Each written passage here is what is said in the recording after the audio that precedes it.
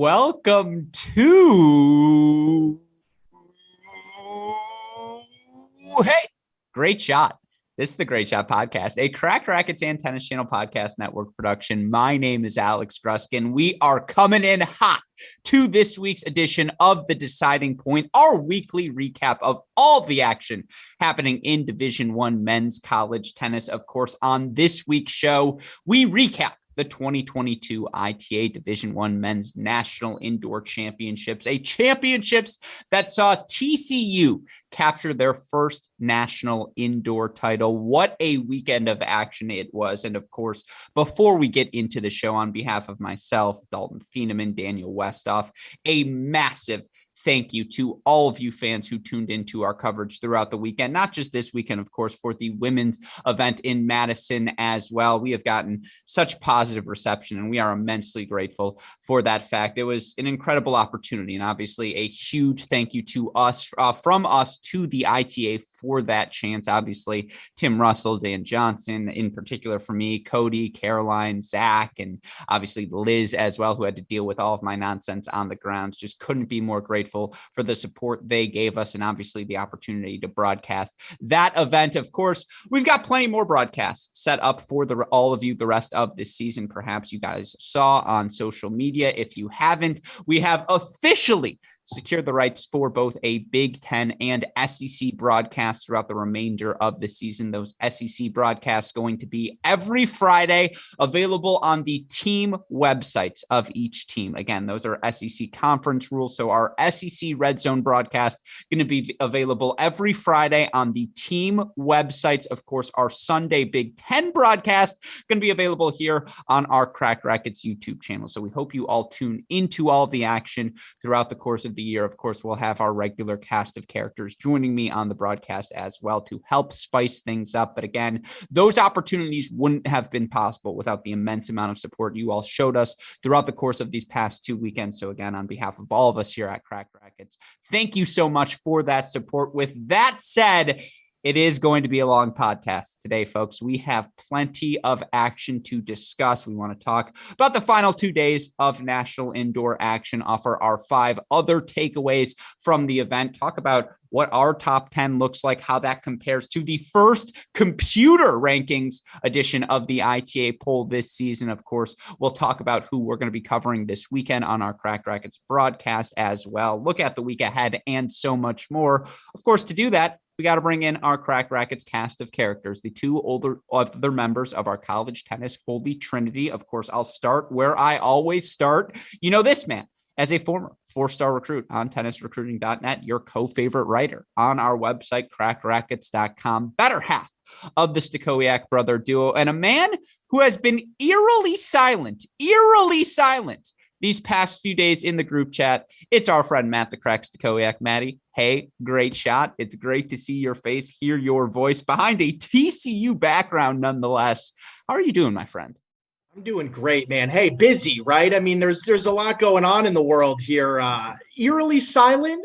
I don't know if it's any different than usual. I would say it's pretty par for the course. But I will say, man, I've had to recover from all of the tennis. I mean, I was grinding. I know you were grinding, and it was fantastic coverage. I was tuned in the entire time, man. I mean, I had to take a few breaks here and there, but for the most part, I was dialed in all weekend long. Fantastic job. And yeah, what an awesome tournament. I mean, I'm still trying to process everything here. So I'm doing great, man.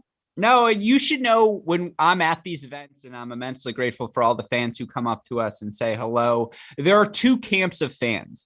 There are the immensely kind people who come up and say, oh, we love what you're doing, you, Chris, et cetera. And I always seem to be, unfortunately, associated with the professor. I just can't escape him.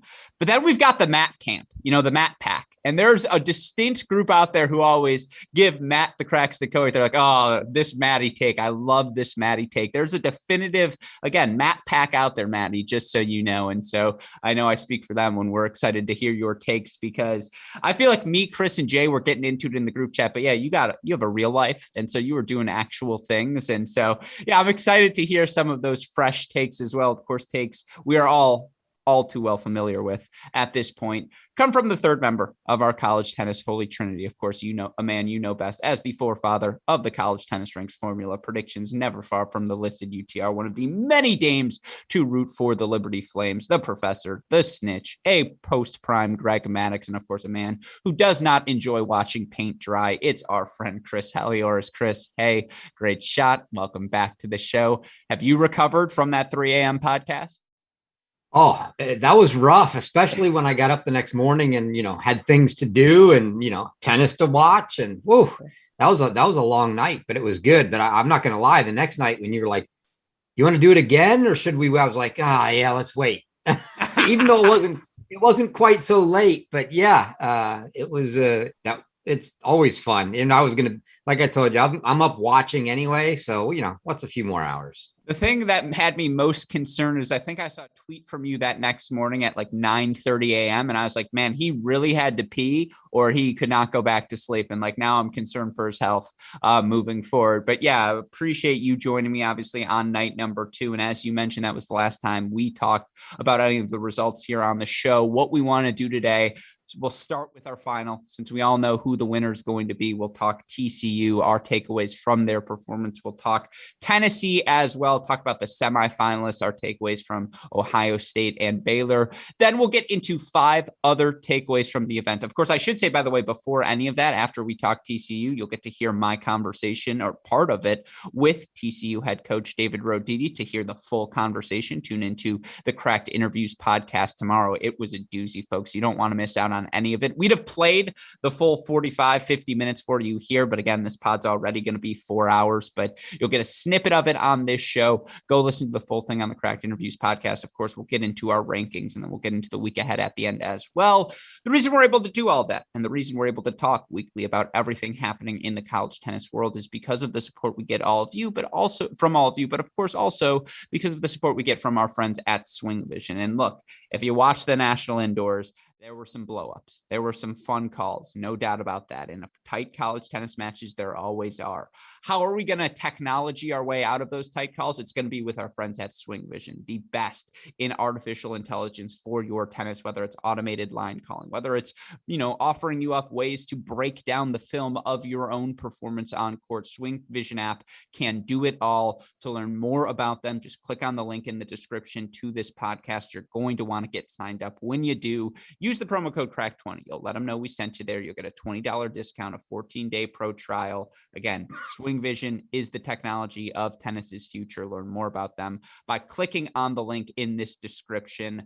With all of that said, gentlemen, let's talk national indoor championships. And to talk about the championships, you got to start with the champions, TCU, who comes into this event as the number 5 seed. And look, I know being around that team, they were well aware of that ranking, well aware of the fact that despite beating Florida week after week after week, the coaches had them behind Florida. It's something we talked about on this show repeatedly. But for this TCU team to drop doubles points and 3 first sets against Virginia, who they had beaten 5 days earlier, and it's really hard to beat a team twice in a season, let alone twice in 6 days, to come back from that, win that match 4-2.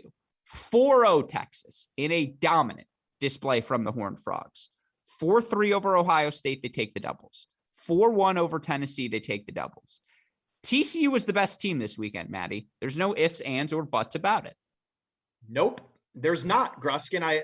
That's really all we can say. They were the best team top to bottom overall, right? And I'm saying contributions from everybody. Look at up and down that lineup. I mean, we could go through all 6 guys, 7 guys. We saw a Tomas Jirasek sighting in there. Like literally everybody contributed to this title.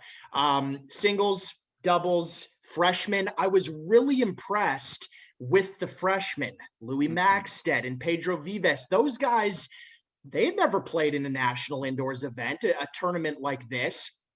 4 straight days against 4 top opponents. In my opinion, when you roll through Virginia, Texas, Ohio State, and Tennessee, back to back days, just incredible. I was thoroughly impressed. They earned it. Hey, Frog fans, the boys did it. They got it done. I know Coach Roditi is so happy, and he should be. I mean, this has been a program that's been a top 10 team for how long now, guys? I mean, we've been talking about TCU every year. They're in our college contenders series every year. I don't think I've done a year without them in there. They're a great program. They earned this. They deserved it. I'm not a TCU fan by any means. You guys know where my allegiances lie, but hey, I'm happy for them. They earned it. No, it's, again, first national title for Coach Roditi. They had made the finals of the national indoors in 92, and I believe they'd been to 6 national semifinals, whether NCAA or national indoors, throughout Coach Roditi's tenure. But this is it's interesting. I was having a discussion with someone who will remain nameless about how much does a national indoor title mean to a program, because it's not an NCAA title. It is an ITA national championship, but it's not an NCAA title. And you feel like for this team, which is sniffed around national championshipville for so long, to get over the hump here, to do it 4 days consecutively. And with the changing in the NCAA format, and even before, this is the only tournament in the year where we're facing top 16 opponents 4 days consecutively. This one counts. You can understand the joy around the TCU program. And it's so fascinating, Maddie, to hear you talk about how everyone contributed, because as we are coming, we'll talk about the all tournament team later on in this show. It is damn near impossible to figure it out, because there are a lot of people who are good in a lot of different places for a lot of different teams. That applies to this TCU team tenfold. And this is where I want to bring you in here, Chris, because you look at some of the records, right? I think Famba only got one win on the week. I think he went 1-0-3 or 2-0-2. And, Sander Jung loses his first match to Van der Schulenburg, wins the next 3. He and Louis Maxted get bageled for their only loss of their college career, first match against Virginia. They win their next 3 matches. Aguilar and Rule, who on paper you would argue might be their best doubles team, win their first match and then do not get a win the rest of the tournament. Fernley was great, but he lost to Ohio State. Maxted was great, 2-0-1, but he served for the match against Tennessee, wasn't able to get it done. Pedro Vives, 3-1. The one loss, though, against Ohio State. It's like this team did it everywhere. I don't mean to leave you out, Juan Carlos Aguilar. You're my guy. You're not Chris's guy, but you're my guy. Again, when you look at this team, Chris, they did it everywhere. Like we talked going into the season, they got 6 guys. This weekend was the manifestation of that, where it's like, yeah, they got 6 guys, where if they get a 1-0 lead, good luck finding 4. Yeah, there's no question that they're super deep, and they legit can win at any position against anyone, barring, I don't think you're beating JJ Tracy at 4, but that's not TCU. That's anybody. So outside of that, yeah, they're going to win. I mean, they have just as good a shot of winning at 6 as they do of winning at 1 with Luke Famba. And like you said, and even across doubles, the same thing, right? I mean, they got wins everywhere. Some, and they just, you don't have to have a lock. You don't have to have the same guys do it every day. And they covered the gamut. They got wins and critical wins from every single player across the weekend. Yeah. And again, you talked about the freshman, Maddie. Vives goes 3-1, 3 really good performances. Fernley silenced Mitsui, which right now has been just about the hardest thing in college tennis to do. And his forehand and just the weapons he plays with at the 5 spot. Are you kidding me? His ability to dictate that against that position. Again, it took a perfect serving performance from James Trotter to beat him, and all the credit in the world to Trotter, who's as good as anyone at the 5 spot. But Fernley there and Famba at 1 continues to get better. It wasn't just the serve, how powerful he was in the outer thirds. What is the strength of this team for you, Maddie, moving forward? What do you want to see from them as they try to build off this? I don't really need to see anything else. They just need to keep improving each and every day. Health? They just need to, in health. This is the point that I was going to bring up, guys. How surprised are we really that TCU won this tournament? Now, I know Ohio State was a massive favorite. We all picked Ohio State to win. A lot of people did. But preseason, TCU was in our college contenders series. And we said back months ago, this team can beat anybody. What's the question? Health. They are healthy. They had all of their guys available, and they played well and won. I am not totally shocked that they won this event. They're that skilled. They're that talented, but we knew this. That's not a surprise. I'm just a little bit more surprised that, like you said, Gruskin, If Pedro didn't win, then Aguilar was going to win. If Fernley dropped his match, then Famba was going to win. If Maxted won, then yeah, maybe Sandra Jong loses that first match to Von der Schulenberg. But you know what? Collectively, they were the best team. Yeah, they might lose a match, but everybody else was there to pick up the pieces and pick up their teammates. Right now, I mean, they're clearly the best team in the country. No question. Coach Roditi baits me into it in the interview, but they're going to lose Wednesday to my Wolverines. That sucks. But yeah, outside of that, like I would agree with you. It's how complete they are. And again, Sander Jong, the power he possesses, as well as just no discernible easy weakness. And you have that at 3. We know what Aguilar and Famba are, and you get the pop of Famba at 1, where at the right day, he's just going to beat anyone. Same question to you, Chris. Both, again, strengths of this team, what you want to see for them to build off. Because I thought Maxted was super complete at 6. At the same time, you have the grind that is Tomas Jirasek sitting there on the bench, post-concussion, coming back from health. Like Rule, if he's healthy outdoors, you like him a lot better as well. What more do you need to see from this team? Like, how surprised are you? I'm not surprised at all. I think the question for me is, as we go forward, Maxted, Jirasek. I thought with a fully healthy Jirasek for sure that we would be seeing him in the lineup. But I mean, Maxted, barring a few occasions here and there, serving for the match, you certainly would like to see him close that out. But he looked great this weekend. I mean, he didn't disappoint, that's for sure. And so it leaves me with that question of, once we get a healthy Jirasek and we get outdoors, who ends up being, is it still kind of a week by week decision or opponent based, or is there going to be a steady 6? And it's not going to be Tim Rule. I'm sorry. That's just not going to happen. So it's going to be down to Jirasek and Maxted. So that's, I mean, I think Rule's knees for, long ago have just made it's tough for him to play singles and be able to do what those guys can do. So it's really down to those two, but that's a luxury, much like Baylor sitting there with the luxury of, are we playing Teddy at 6 or Mizuchi at 6? These guys, which you could probably even argue is maybe a better choice even there. But yeah, it's ridiculous to have both of those guys there and just, we'll play one of the two. But that's the only question. I think, again, it's back to, like Maddie said, what we said at the beginning of the year. Yeah, if they're healthy, I don't need to see a lot. We already know what we know what all of these guys can do, other than the fact that you got Vives Marcos as a freshman in there, but it's not like he's an inexperienced guy. He's got a lot of, futures experience behind him. He's just getting into the college scene. He's obviously already adapted fairly well. We saw this weekend, he gets it and he knows what it's about, and he was into the team thing. So there's no worries for me other than these guys staying healthy. They're going to be there. And yeah, they, we can have that, we did and could have that debate. They never should have been the 5 seed to begin with. But, clearly we come out of this, not just TCU, but it's like we got the top 4 that we thought we were going to get. And those top 4 proved that at this point in the season, and especially indoors, they're the best 4 teams in college tennis right now. Yeah. And of course, we get a question from Will Kramer, who asked, do you think TCU is an indoor and outdoor team? I think we would all agree they're more of an outdoor team than even indoor. And so, no. Let me address that here right now. Will, that's a great question. I think the personnel that they have on this TCU team, and even last year, I think a little bit too, they chose to play kickoff weekend indoors, not outdoors. They could have played outdoors.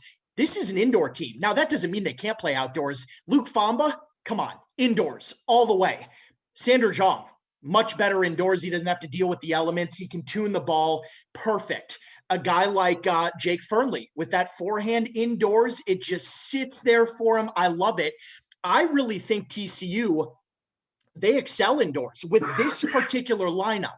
Now, in previous years, that may not have been the case. But last year, this year, Will, to answer your question, I do think they're more of an indoor team, but they're still going to be very formidable outdoors as well. I mean, that's not going to, they're not going to go down the drain or anything. But if you look at their lineup, pretty well suited for indoor tennis, for Maddie, sure. That is such a good take. I'm so jealous of that take. I think if you're watching on the feed, you saw a smile light up on my face the moment Maddie started. That is, it's good. See, this is what I'm saying when eerily silent. That's the take I was waiting for all weekend in the group chat to just let out. Chris, final thoughts to you. Yeah, I think I'm with Maddie. I would lean that they like indoors. They also chose indoors, not just because they're good, but because they wanted as much experience knowing that they could get through indoors, on kickoff weekend, get all the time indoors they can and prep for indoors. But, it's a team that's got a good mixture. Like Maddie talked about the guys that are good indoors. And then you get other guys like, say, Aguilar and Maxted or Jirasek that you might rather see play outdoors. It's a pretty good mix, but they're all good everywhere. But it's not a team that you're going to look at, as you would say, look at a traditional Ohio State team where you'd always say, oh, they're indoors. The northern teams that play almost exclusively indoors until, the end of March almost. And then they finally get outdoors. But yeah, they're going to be good on either surface. Well, I completely agree with you. You know who's certainly feeling good right now is TCU head coach David Roditi, who I had the chance to speak with earlier today. And again, I highly encourage all of you to go check out the full interview. I asked him about, did you feel slighted by the rankings? Your thoughts on all of it. I asked him, again, about the championship, about each of the individual players as well. If we roll the whole thing, this podcast goes 3 days. We're not going to do that for all of you. We do have a snippet for you now, though. So with that in mind, super producer Daniel Westhoff, roll my conversation with national championship winning head coach, TCU's David Roditi.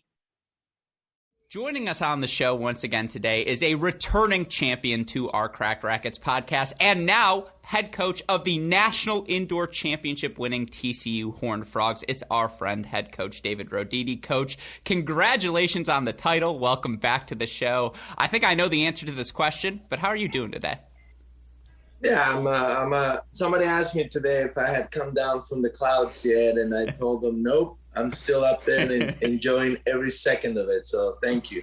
Yeah, no, it is my pleasure. It's not exactly the same, but the most relatable instance I have in my life, we won the club tennis national title, and I have friends who said I didn't stop smiling for 3 months. They were like, thank God you lost in the match or you'd have been unbearable. So I know the feeling, and obviously, we can just get right into it after, 4, 5, 6 semifinals at the national level in your career, and you've won conference championships. You've gotten so close to capturing an elusive national championship. Your guys have done it now. What does that mean to you? What does that mean to your program, particularly as someone obviously who played for TCU? Yeah, it means a lot. It means a lot for those reasons. We felt we've had so many good teams and so many great players, as you know, with the Cameron Norris and David Pates of the world, Sandon Stoley won the U.S. Open. So many, the list goes on and on and on. But it's so hard to win it. Not only do you need a good team, but you need luck, you need timing, you need guys to come through. You can have a guy have a bad day, but you can't have 2 guys have a bad day or 3 guys have a bad day. So there's so much to it, and that it means so much. So I'm just grateful and thankful. And there's so many teams, so many coaches that could stand here. I think this year is sort of up for grabs. Any kind of national championship, you run that tournament again, you'll probably have a different winner. So I'm very aware of that, and therefore very grateful and very thankful that our guys were willing to suffer through that tournament and get it done. Yeah, absolutely. It felt like the first time in years you had a healthy group going into national indoors or going into an NCAA tournament. And I did you feel the same way at all? I mean, it's just healthy. It's such a loose word, and, Sure. and it depends on in the moment. And we still have some guys that you didn't see that much of in singles that are still a little bit hurt. So we were, I would say, and I think I speak for just about every program, especially with COVID, that we were healthy enough to be able to put 4 points up on the board. Are we 100%? No. Did we play our best at every position at all times? No. So it's great. There's still room for growth, and I'd be shocked if there's not a coach out there that would feel exactly the same. And it's February. and there's a lot to go. So yeah. No, and I want to explore that a bit later, but looking at your team over the past 4 days, or those 4 days of the national indoors, one of the things that stood out to me, and I think it's a growing trend in college tennis, is the energy you have to play with to win one of these matches. They're marathons, but they're also mini sprints within the marathon, the doubles point being one of them. And, you know, in particular, obviously you guys dropped the doubles point the first match against Virginia. You win the next 3. But in that championship final, you guys played with a poise. And, you know, Tennessee's a team that likes to be loud. They like to be energetic. And obviously you got to see them early in the season as well. And yet it felt like in that Tennessee match, in all of your matches, your team played at your pace from an energy level. I don't know if that makes sense as a question, but I'm curious if that's something you guys focused on, maintaining that poise, because it felt like you maintained the focus through the marathon perhaps better than anyone else throughout the weekend. Yeah, no, that's a great point. I mean, we know those programs that are notorious or famous for being super loud. I feel like we played 3 or 4 of them back to back. They all are. Especially Tennessee, you know, we lost to them at home earlier in the year, and they are very loud. Even at our own facility, I felt like they were louder than than all of our fans. There's nothing like winning a doubles point and winning or getting first sets to lower that and to quiet them down. And also maybe the face masks, right, for the non-playing players. I think that was my job. Make sure those guys kept their face mask on the crowd. Yeah, sorry, Chris, that was me. Anyways, so that was, yes, winning the doubles point makes a huge difference with that, and it's 1 point closer to 4. At the same time, my message to the guys and Devin's message and Derek was, look, we're going to be who we are. And even within our team, some guys are louder than others. And I said, we're not going to make this a shouting contest. If you feel like screaming, scream. And if you don't. I mean, just be energetic. Let the racket do the work. Let the racket do the talking.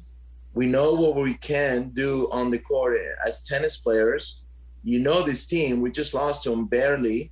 We were up a set and 4-0 in the deciding match, or 4-2, 40 love in another match. Either one of those would have given us the victory. So we know what you can do.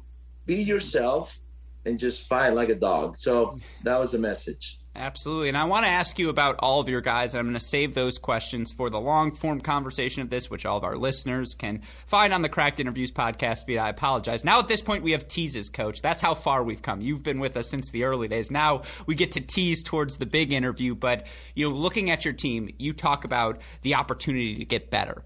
Well, Sander Jong, the landlord, number 3 singles. You know, he loses first day to Van der Schulenberg. No disrespect to Sander. That was just a great match from Jeffrey. He gets, you know, he and Louis bageled on the first day in doubles as well. You know, Sander and Louis win the rest of their matches, right, from there in. And you look at Famba, who doesn't lose on the weekend, 2-0 and 2 overall at the number 1 spot. Fernley, you know, same deal, loses to Trotter, but that was it, was so excellent. And, you know, all the way up and down the lineup, odds, even side, didn't matter. You talk about the growth available. What does this result do for their confidence? How do you grow after a result like this? Yeah, I mean, so what does this title do to their it's more to their confidence, and they know that, okay, one, you know, for someone like Aguilar, hey, you can lose 4 matches in a row and your team still win. That's a huge confidence builder for Charlie, who's been in college for 4 years. Or for Fomba, you didn't win. You only won 1 singles match. You didn't lose, but your team's got you. And we have freshmen that are willing to go through the pains of competition and be able to put wins out there with a guy like Pedro Vives, who's from Spain, playing indoors and goes 3-1 for the weekend. So I think that's what it helps. It lets everybody know on this team that it's not just you, it's everybody. It's all 8 players contributing, whether it's in singles or doubles. So that's a great sort of peace of mind and a confidence builder for them. And also that you're together with a team that can get to a final and actually win it, which it's hard to. We have a guy like Cameron Norrie, who it took him six finals to win an ATP title. I lost in 5 doubles finals, never won one. So that's why when I had the microphone, man, I've never given this speech before, Yeah. you know, so not like Chris Woodruff. So I mean, that's great for them to know. And then the growth, I mean, we can still play so much better. We had matches that we were completely out, like you mentioned, that doubles, and we had opportunities to break earlier in the doubles, and we didn't. We could have won sooner against Texas, and they made a run on us. Number 3 doubles, I feel like those guys are such great doubles players, and they've had success, so much success earlier, but they lost the last 3 matches. I mean, we got to get better there. We got to get healthier. We got to get Thomas Jirosek in there. We got to get Tim Rule playing singles. We got to a guy like Louis Max that can still, he's just a freshman. He's barely 18 years old. He just turned 18. So there's a lot of growth to go here from February to May, which I see it as a plus, not as a negative. That there is growth. Yeah, no, it's amazing to hear, and obviously getting to watch it all up close. I'm not saying this is going to definitely be the case come May, but I think the best team won this weekend. There was no doubt about it. There was just a poise you guys played with, and energy, and again, you can see the talent everywhere. And so congratulations, Coach. It was a pleasure to get to watch, and obviously Alex. wishing you health and success this season. Thank you, Alex. Thank you.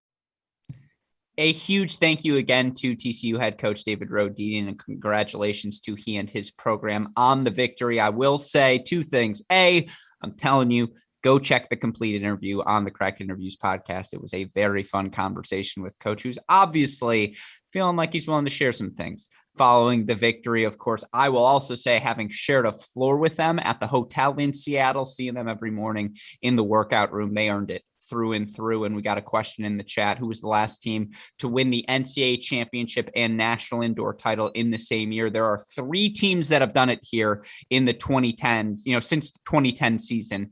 Can you name the 3 teams, guys? Wake, Virginia, and Yes.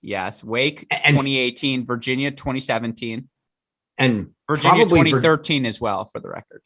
I was going to say Virginia again, and then you're saying somebody else as well did it? Yeah. It has to be US 2011. That was the one year they won that indoor crown, where Hanifman clinches that one. He also clinches the NCAA title. So it has happened. Obviously very difficult to do, but if you're a TCU fan, certainly it's happened a couple of, 4 times since 2010. With that said, let's move on to some of the other teams. Obviously, we were impressed by TCU, but my question coming out of this tournament for Tennessee, and we now know officially, and shout out to the Crack Rackets YouTube chat, which might have been more exciting than some of the matches at times. We learned in the chat, Blaze Bicknell confirming, and everyone, round of applause for Maddie, who's got a look on his face. Yeah, this is a big one for Maddie. It hurts me to even say this out loud because I know how vehement he was on this track. But Matt, I'd take a round of applause, please. No Blaze Bicknell for them this season. He's going to be out. Obviously, he played that match for Florida in the fall. As such, he's ineligible to play this season.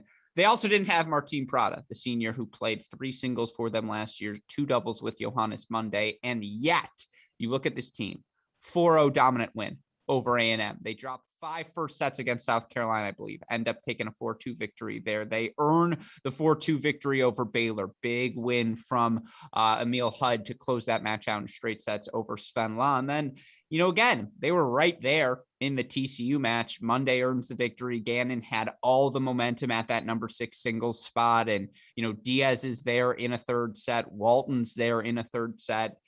I know this is a strange way of framing it, particularly given they just made the national indoor final and their only losses this year are at Columbus and in the final to TCU, a team they beat on the road to start the season. But my question to you, Maddie, is coming out of this national indoor, is it possible to be stock up on Tennessee? Because I think I actually am stock up on them.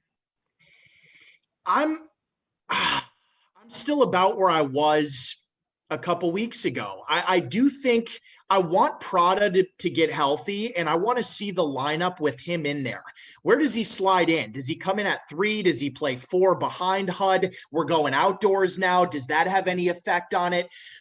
I need to see this team at full strength, and they're not right now. So what I will say is I was very impressed with the Vols because they're not fully healthy. I mean, they're missing a big component, Martin Prada, singles and doubles player for them. And they still make the finals. I mean, to go and beat Baylor and South Carolina. Go ahead, If I can cut you off, Maddie, I apologize, because in our preview of them, you said if they have Blaise Bicknell, you would have them as a potential and very much maybe even the favorite to win the NCAA championship. Yes. Here is why I say stock up. They're not going to have Blaise Bicknell. Nope. And yet I think they have firmly ensconced themselves as one of the teams that even without him can win a national championship this season. And I suppose my question to you now is, knowing he's not going to be there, but given what we've seen, do you feel that way? No, my thoughts haven't changed. I'm not going to waver. I stand by what I said earlier. I think they're going to probably end up being just a player short potentially. When we get to the end of this thing, they could win it, right? I mean, you have Adam Walton, you have Johannes Monday, you've got guys that can really play and beat anybody. I wouldn't be completely shocked if they won it all. I wouldn't bet on it though. And they're not going to be my choice to win this thing. I don't think, but I will say that I am impressed with that, because a guy like Angel Diaz, right? That's a guy that I didn't really.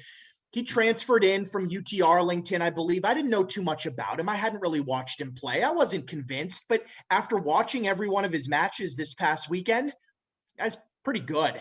I mean, I like what I see out of him. That's another piece in Mitsui's going to be awesome. I mean, he's already really, really good as a freshman. I like the makeup of their team. But again, where does Prada fit into this? How is their doubles going to hold up? Their doubles has been a little wishy-washy. I don't know. We're going outdoors. Tennessee's always historically been a very good indoor team, and now we transition outdoors. Gruskin, I'm not going to say stock up, but it's not stock down either. It's hold. It's a hold for you. Yeah. Okay. I think that's fair. Now, I was impressed. But you bring up a good point about the doubles. For them, Walton and Harper, defending NCAA champions who played 2 doubles this week, are not playing their best right now. And they would be the first to admit it. And, for TCU to win the doubles point the way they did, taking 1 and 2 and losing to Monday and Wallner, who, by the way, were 4-0 at 3. Shout out to Mark Wallner. And this Tennessee team, despite clearly not playing their best still, and that's another reason why I think I'd be stock up, is I really don't think they played their best this weekend. And yet they were still in a national indoor final. They found a piece at 3 doubles. You feel like they're always going to steal one of Hud, Mitsui, or Walton and Harper. And then this team just, again, with how well Monday's playing at 2, he's exactly what he was last season. There's no drop off, maybe even better. Chris, to bring you in here, stock up, stock hold, like where are you with this team? Yeah, I'm a hold. I think, it would be hard to be up because I already had them as a top 4 team. And, I'm not ready to say they're going to win the national championship and I'm going to call them the number 1, the favorite to be number 1. So I think from that perspective, it's a hold. What I do think was encouraging though, which kind of makes you lean to what I get your point, makes you lean to that stock up, is you feel pretty good coming out of here knowing that you didn't have Prada, and your expectations are, at least with Prada, that he's going to have some semblance of health and be able to play for you going down the stretch and towards NCAA. And, if I'm Coach Woodruff and Coach Mackay, I'm putting him in the lineup and sliding him 1 spot every match so that when he is healthy, because of the rule that you can only drop a spot a match, I get to put him at 6 when he comes back, much like you saw Spazziri get to come in at 4 because he was hurt, right? And it was justified. But yeah, the fact that they could go without him, yes, they seemed, at least for 3 days, to have no answers at 6. They couldn't get a win there. But I think where they landed in the last 2 days with Connor Gannon, he looked the best for them at that spot. And it was pretty promising. And he looked like he was going to win that match if it had come down to it at the end there at 6. So that was encouraging. But I think what you're thinking for the Tennessee fans is, hey, Prada's going to be back. He's going to be in there somewhere. If he's anywhere other than 6, given the lineup they have right now, if it doesn't shift around, That means Mitsui plays 6. Oh my gosh, come on. The guy's not losing at 5 other than, the one match this weekend. That's a crazy good lineup. Yeah, that makes you think, wow, a healthy and informed Prada. I definitely think they're national championship contenders. I'm with Maddie. I'm not changing my picks. I still don't have them winning, but they absolutely they're in the mix. Can win. Yeah. No, and I think that's the silver lining if you're a Tennessee fan. Now, I would also say they played bad in the final. Like, they just didn't have the energy that you're accustomed to seeing from a Tennessee team. And, the roaring and the shouting and the togetherness, they were down early, or they were down on a lot of courts, but that just wasn't there for them against TCU. And, credit to Fernley, who silenced maybe the biggest ball of energy in college tennis right now in Shinsuke Mitsui, and just, again, that's a freshman in his first national final. That's a data point. That's a learning experience. He's going to get better. I do think, again, finding Gannon at 6 without Prada, the weapons he has, his serve, his forehand, the decisiveness with which he played to fight down and break out love when Louis Max did, a fellow freshman, serving for the match. You could just see the confidence begin to rise. And then again, Monday's playing great ball. Walton, he didn't lose his match to Famba. Like, after dropping that first set, he got the second set they needed. He was staying in that match and allowed Gannon that time to make a push. And just, again, Vives was better than Diaz at 4 at the end, but you get Prada back.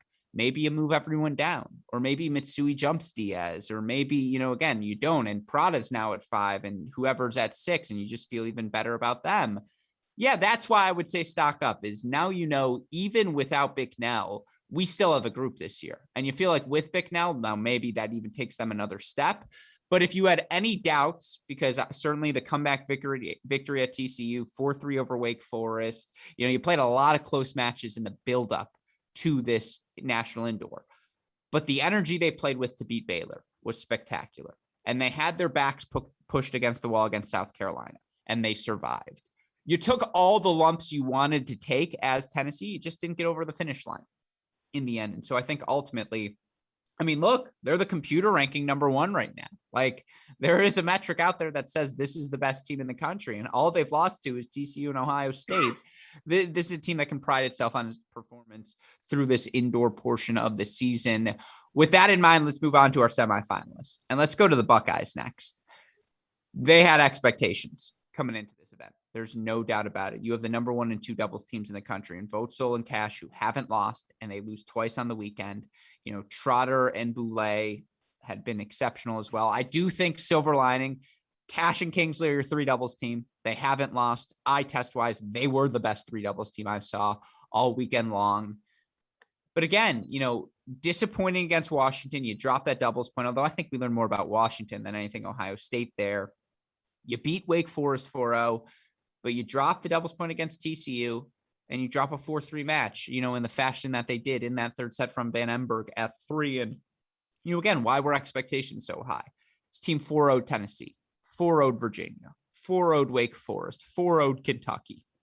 They had crushed everyone in Columbus. And, again, on paper, a 4-3 match that came down to a third set at 3 singles, that's a really close result. And yet you do feel a little disappointed, right? If you're a Buckeye fan, Maddie. Oh, yes. We all said Ohio State's the clear favorite to win the title. They had all the pressure on them. There's no doubt about it. Did that affect them at all? I don't know. They got through their first, I know they lost the dubs point to Washington, but that was never in question. And then they roll Wake Forest, who's a top 10 team. So yeah, I just think they didn't play their best, right? They didn't bring their best stuff, and it's not in Columbus, man. It is funny how you move out of Columbus. We're on a little bit of a different court surface. It's a different facility. The fans aren't all there on your side.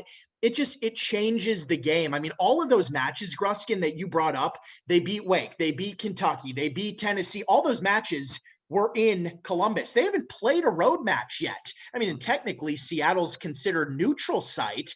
It'll be very interesting to see when they play true road matches, and the crowd is totally against them.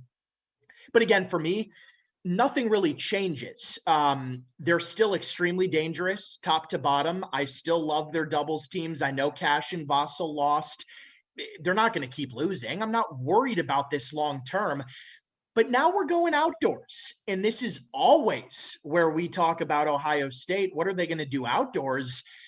We'll have to see. I mean, we know that guys like Vassell and Van Emberg and Kings, I mean, they can play outdoors. They're so good that, indoors, outdoors doesn't really matter, but they're not going to have that home court indoor advantage in Columbus anymore. And they're going to have to battle, right? Can Ohio State still win the national championship? Sure, of course they can. They're in the mix with all these other teams that we're talking about, but it's going to be tough. It's going to be tough. And they're going to have to really band together and see if they can get it going. Because if they're going to do it, they're going to have to go through. I mean, look at the teams that they're going to have to go through. You're going to have to beat a Baylor, a TCU, Tennessee, Texas, Stanford. I mean, there's so many teams this year. Whoever does win it at the end will truly deserve it. And that's why TCU this past weekend, they truly deserve the title, because look at the competition. 16 awesome teams. They win 4 matches in 4 days. They absolutely deserve it. Same thing's going to be for the NCAA tournament. Ohio State can still do it. Yeah, I would agree with you there. The question I would add to you here, Chris, is it time to move JJ Tracy? He dropped 8 games in his 3 victories on the weekend. And just the guy has been as good as any player you watch in college tennis. And for him, to watch them lose that doubles point and JJ to be like, don't worry, it's about to be 1-1. Give me 45 minutes. And literally in 45 minutes, he had his team at 1-1. Van Emberg was down against Washington. He ultimately wins that match. And, against Wake Forest, he was down against Maroney, on that court. I almost said Tachi, against Maroney on that court. And then, obviously third set, tough result for me is 5 game points in those first 2 games that doesn't win any of them against Sander Jong. Is it just time to move Tracy up to 3? Like, is Coach Tucker outsmarting himself by not just making that obvious shift there? Again, for this Buckeye team, because I agree with you, they're in the mix. Like, you're foolish if you're writing them off. And I do think one of the silver linings here is, like, you did not play well. The Buckeyes did not play well. And they were 2 of those 5 game points away from maybe winning that match against TCU and maybe winning this national indoor title. 4-3 loss is nothing to, get too down about. At the same time, is it time to make that move, Chris? Where do you go from here if you're the Buckeyes?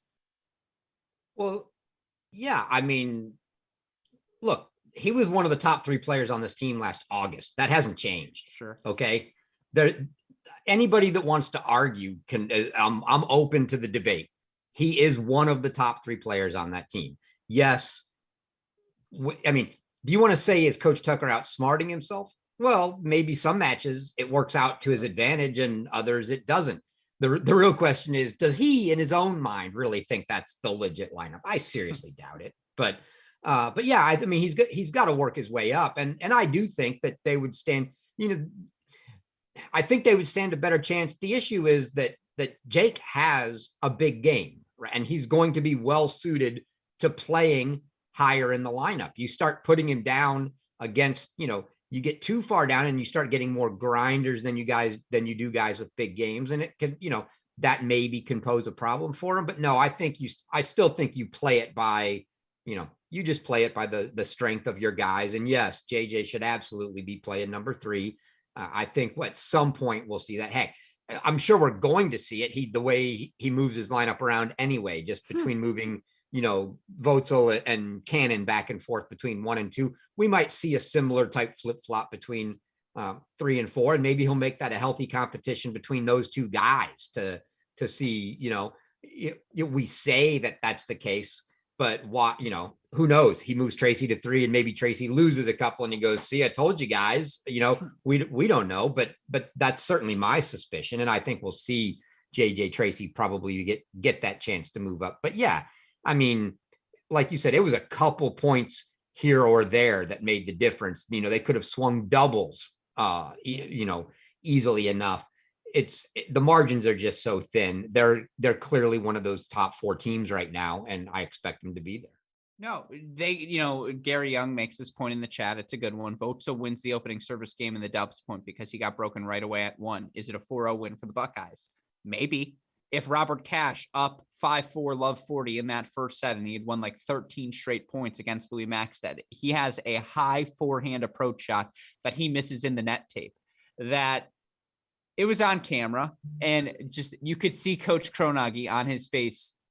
I won't say the word he used, but you could just see, let's say, him being like, oh man, come on.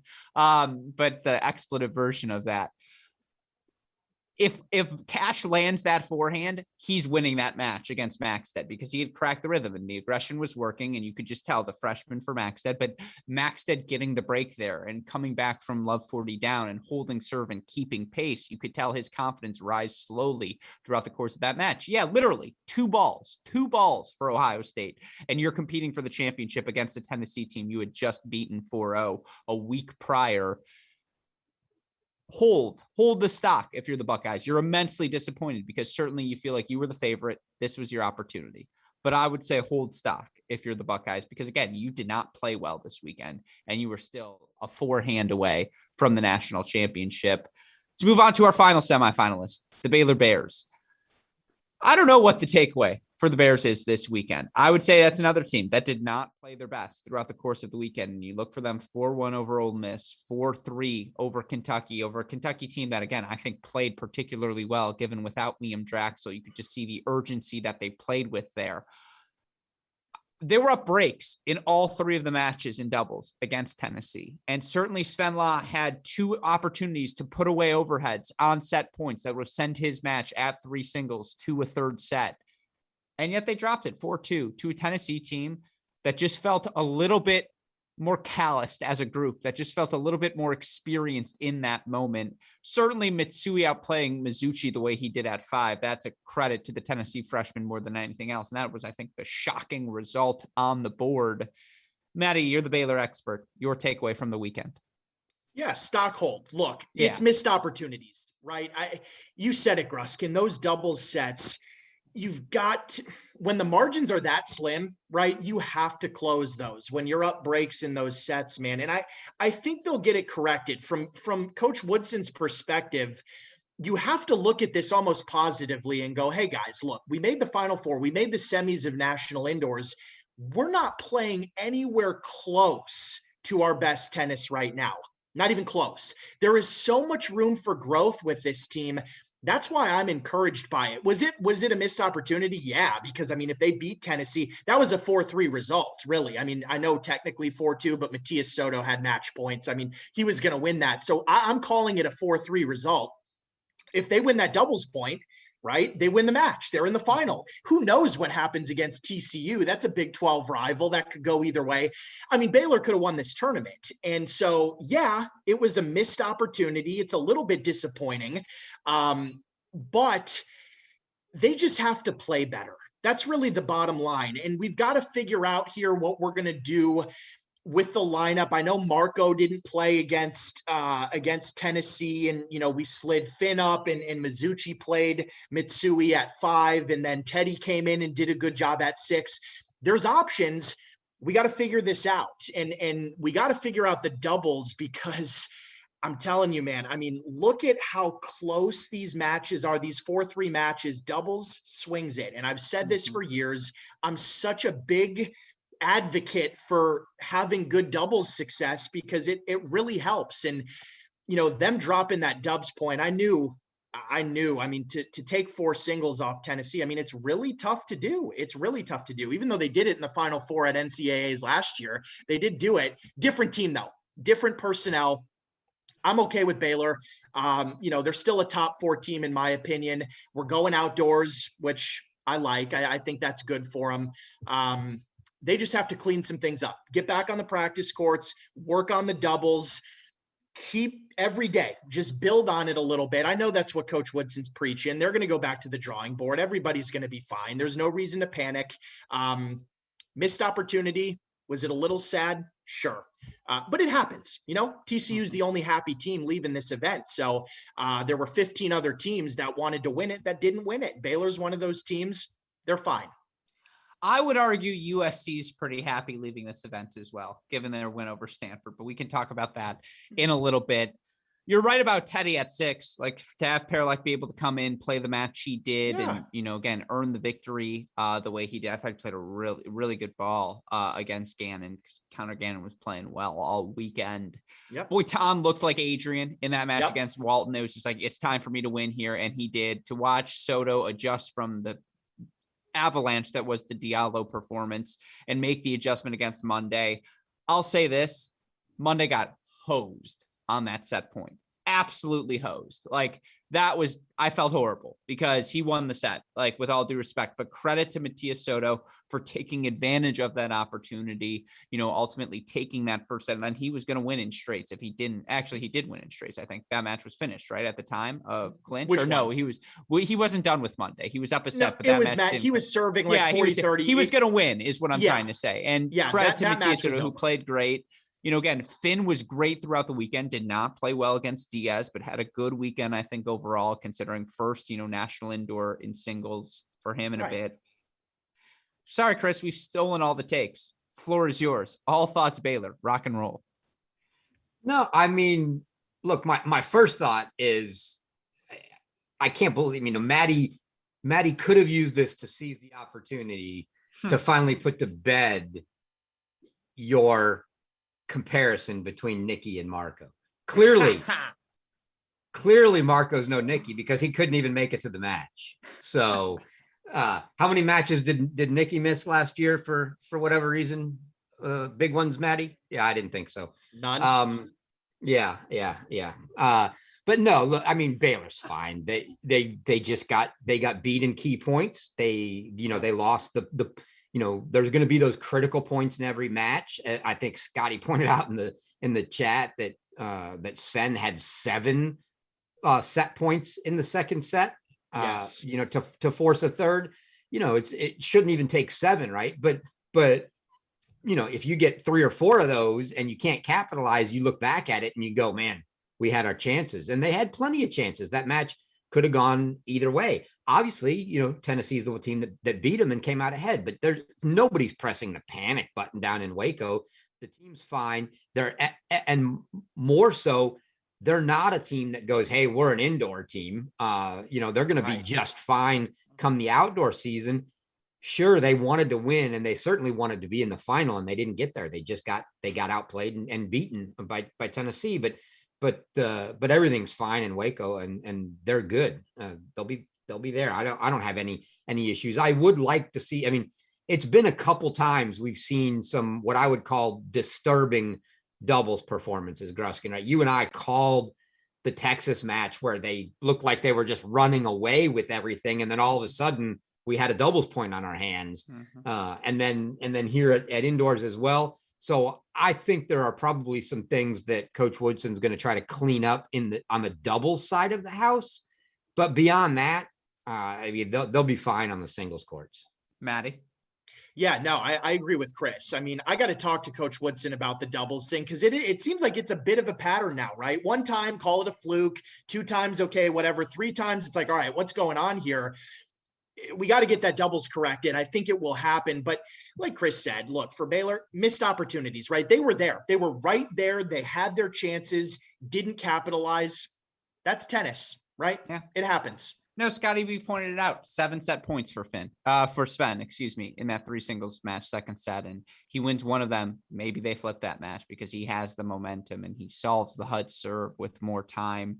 No panic button. Absolutely. If you're the Baylor Bears. And, if anything, they look at that TCU victory and they're like, nice. Wins over Ohio State, wins over TCU, a win over, all these wins over Florida as well. We beat you. We're looking good. And so, I think if you're a Big 12 fan, Texas, TCU, Baylor, they all performed and did what they needed to do collectively to keep that 6-team league always in the hunt for maybe 3 top 8 seeds, which is just a crazy thing to say out loud. But with that in mind, those are your semifinal takeaways. We're an hour in, folks. Buckle up, get that popcorn. We're ready to rock and roll. Maybe you should go back to the grocery store to get all those things you were missing. Let's get to our other takeaways from this event. And, again, as we look big picture here, I think one of my first takeaways, and we've got 5 for you here as we try to break it down.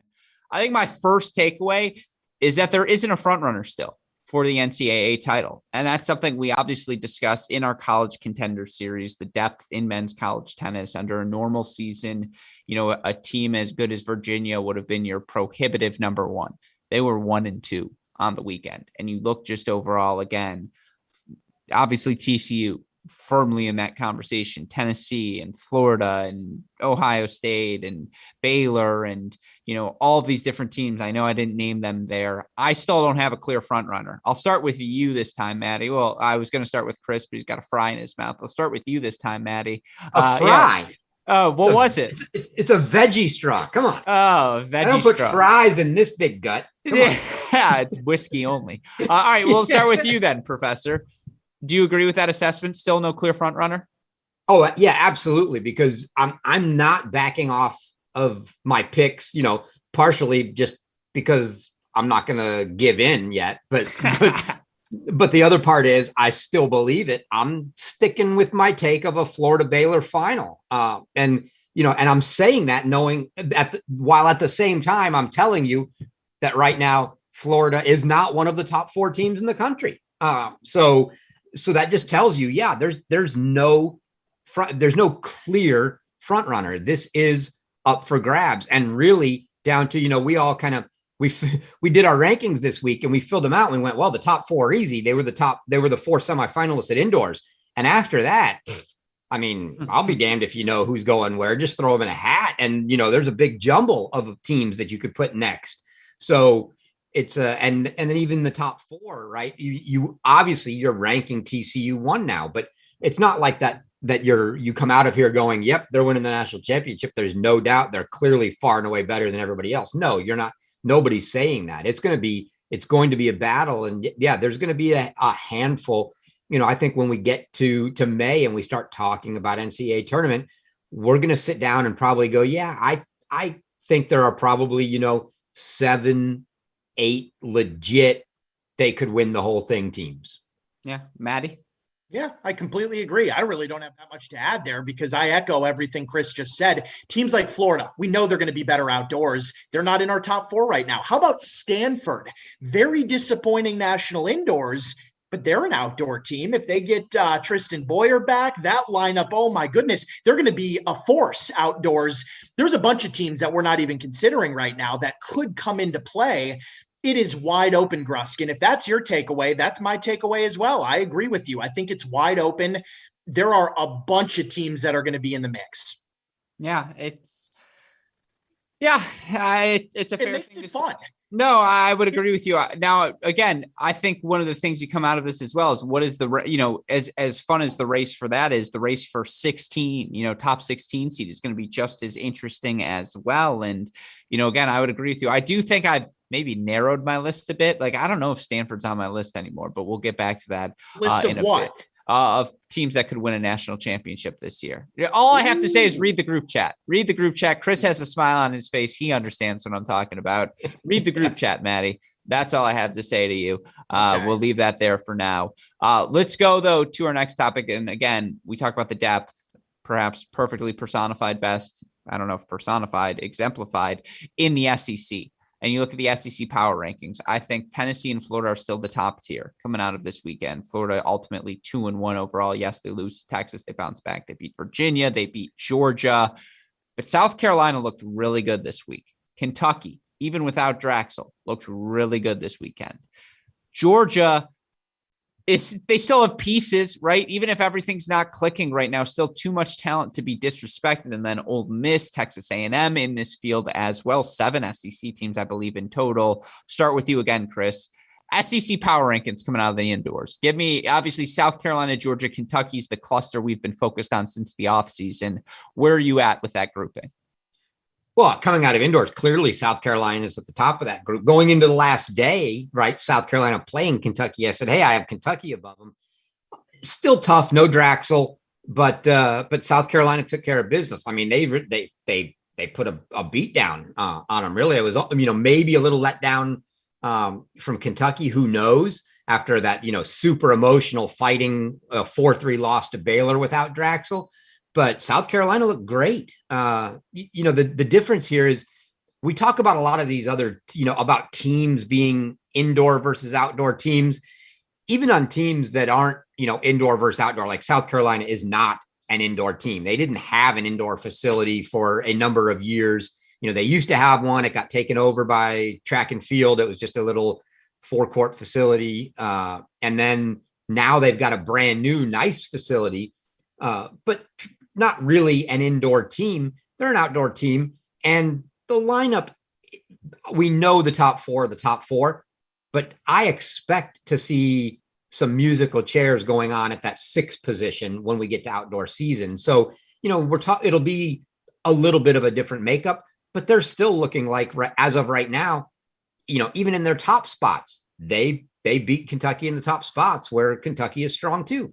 So they're there. Kentucky, I put next. Right now, Georgia in that mix, 3rd. You're right. Georgia is close. They're not clicking on all cylinders. You're not going to click on all cylinders as Georgia unless Trent Bride is clicking on all cylinders. So, we will wait for that to come around. He's got to get some more matches under his belt, gain some confidence. As he starts to rise, so will the Bulldogs. And they've been so close, right? Dropping 4-3 matches to, a couple really tight matches with Wake. It's, as we talked about with some of these other matches, it's a couple points here or there that make those differences. And when you're close like that, and, I think they would argue, yeah, we're close and we know we're not playing well. We're not at the top of our game. So if that form comes around, they will be a good team. Right now, though, with the form they're in, they deserve to be at the bottom of that group. Fair. This is SEC tangential, and I meant to and include this in our last one. I'm actually way higher on Texas coming out of this than I was going into the event. They are so talented. They're just not healthy, but like everyone in their lineup can play. And Cleve at 6 is a joke. And it's just like Ciamara is rejuvenated at 3. I'm really high on Texas, meant to include that earlier. As we look at this SEC though, Maddie, and Texas will be in there eventually. Obviously, same question to you with the added spin. Over under 1.5 losses from the eventual regular season SEC champ. Do they win? Do they lose more than 1.5 matches in regular season play? No. So fewer. Do they go undefeated? Will we have an undefeated champ though? I'm not going to say that. I was going to do half, but that felt too low. Yeah, fewer than 1.5. I'll say 1 loss. Okay. Because it does feel like, again, on the right day, South Carolina will beat Florida. Or Kentucky or Georgia. Sure. Yeah. Here's the thing about Georgia, guy, and I'm about to read something here in a second. This is going to be kind of funny. These are my rankings. Chris knows because I send them to him every week. If I had a balloon here that was inflated, and we're talking about Georgia, the air is slowly starting to trickle out of this balloon. I'm not liking it, guys, with Georgia. I'm really not. That was my SEC team that I pushed for our top 10 college contenders this year. I don't know. I don't like where they're at right now. I really don't. And I don't know if they're really going to be able to get in that mix for a national title in May. I don't know if they can get there, even with some improvement from Trent Bride. I don't know if I'm seeing it, guys, compared to some of these other teams. But check this out. Let me read you my rankings. This is my set of rankings for this week. I've got obviously South Carolina, which Chris said at the top of that grouping. Then I've got Kentucky. And then I've got, so not Georgia. So here's where it gets interesting, right? I've got South Carolina, Kentucky, and then I have Ole Miss ahead of Georgia.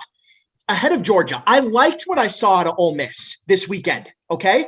They were playing some pretty good dubs. I said, Ole Miss, they're making some moves. And then I've also got Texas A&M ahead of Georgia as well. Now I know they went 0-3. I know Texas A&M had a rough weekend, but I've lost it on Georgia right now, man. From what I have seen, the eye test, I don't like it at all. So here are my rankings, Gruskin. South Carolina, Kentucky, Ole Miss, A&M, and then Georgia. How about that? Here's what I would agree with you. I don't have a spot in their lineup that pops. There's not one in the lineup that pops. And with all due respect to Hamish, in Georgia. With all due respect to Hamish, he's fine. Like I'm not saying he's bad at that number one spot. He'll hold his own, but I'm not sold on that at 1. And Henning had a rough weekend at 2. And, again, there's McCormick at 3. It's fine. It's like, again, Bride at 4, in theory, you're like, wow, but he's, he fought really well this weekend. I don't think he's playing his best. And then, Blake Kreuter is probably the best position. But even there, it's like, do you want him or do you want Mitsui or do you want Fernley? Like, I'd still right. And so that's why I'm taking him out of the national title conversation. I'm not putting him in there. They're not in there. Here's what I would say. They're also so clearly not playing their best right now. Like, it's just so clear that something hasn't quite clicked yet on all courts where they can't find a way to play their best 1 through 6 simultaneously. But Chris, you're the guru, SEC. You talk to, why are we wrong? Did you and Maddie just play Trading Places? I never disagree with Maddie. I don't know where this came from. That is the most atrocious, horrible take I've heard in a long time. There is no way Georgia's behind Ole Miss and Texas A&M. Why? What have you seen? What have you seen out of Georgia that they're losing 4-3 matches to Wake? Okay, Ole Miss is not going to lose a 4-3 match to Wake. Ole Miss they're closer.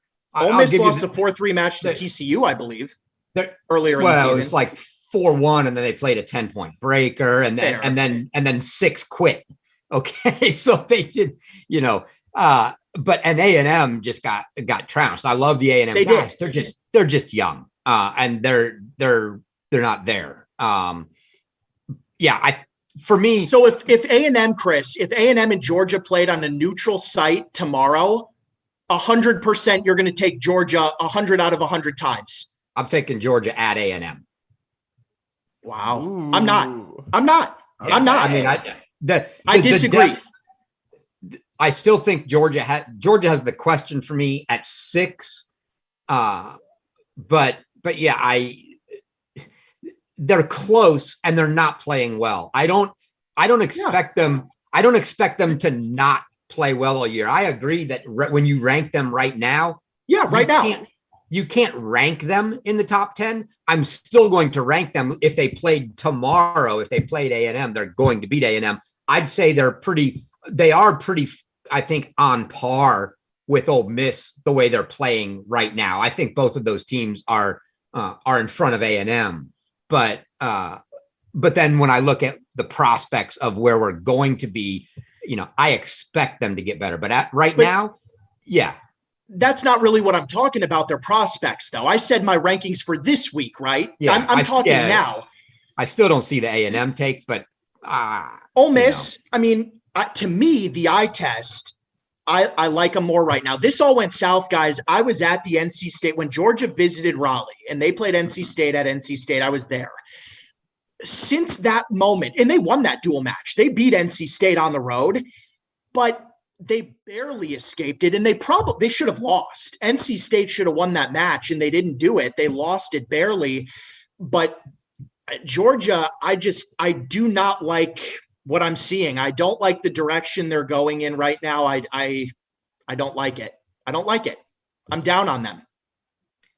Yeah. I mean, but you look at Ole Miss. What did Ole Miss? I mean, Ole Miss play. I would take the USC match, right? I'm not going to look at the Baylor match. Baylor's just a top 2-ish. Yeah, but they played okay against Baylor.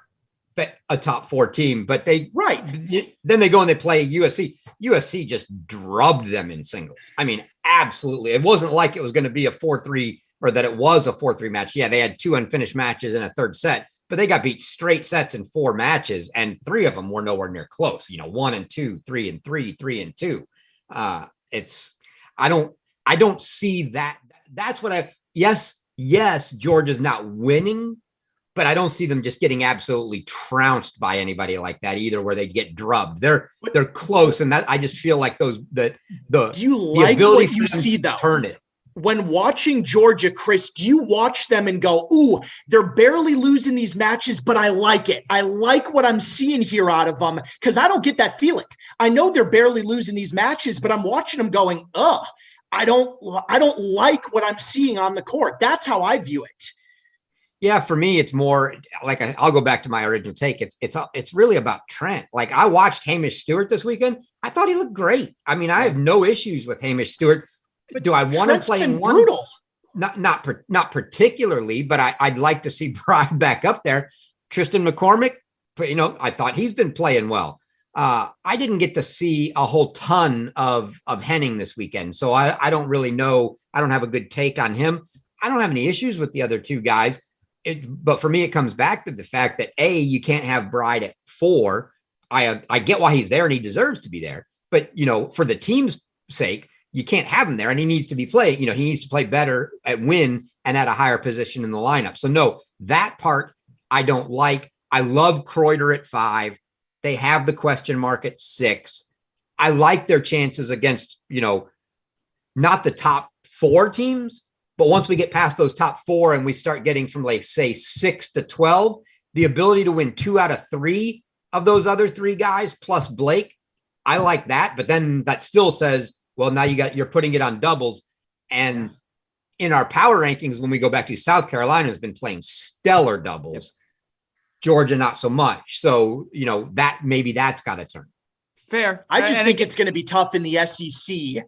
There's going to be a lot of matches that Georgia has to play. I don't know if they play A&M on the road. I don't know if they play Ole Miss on the road, Mississippi State. I don't know where those matches are located, but it doesn't even matter. They're going to be tough. I mean, they're going to have to really, really grind some of these wins out. I think it's going to be a struggle for them.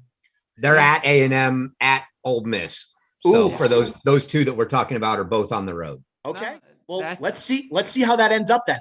No, and the good news is we're going to have an SEC weekly show here at Cracked Racquets as part of our broadcast cover. We're also going to recap all of the action, keep you updated on the SEC conference specifically. Undoubtedly, Chris will be joining me on that show. So be on the lookout for that in the future. But a rare Maddie-Chris fired up disagreement. You always got to milk those when you get them here on the Great Shot podcast. So I appreciate that entertainment as well. Let's move on, though, to a different conference.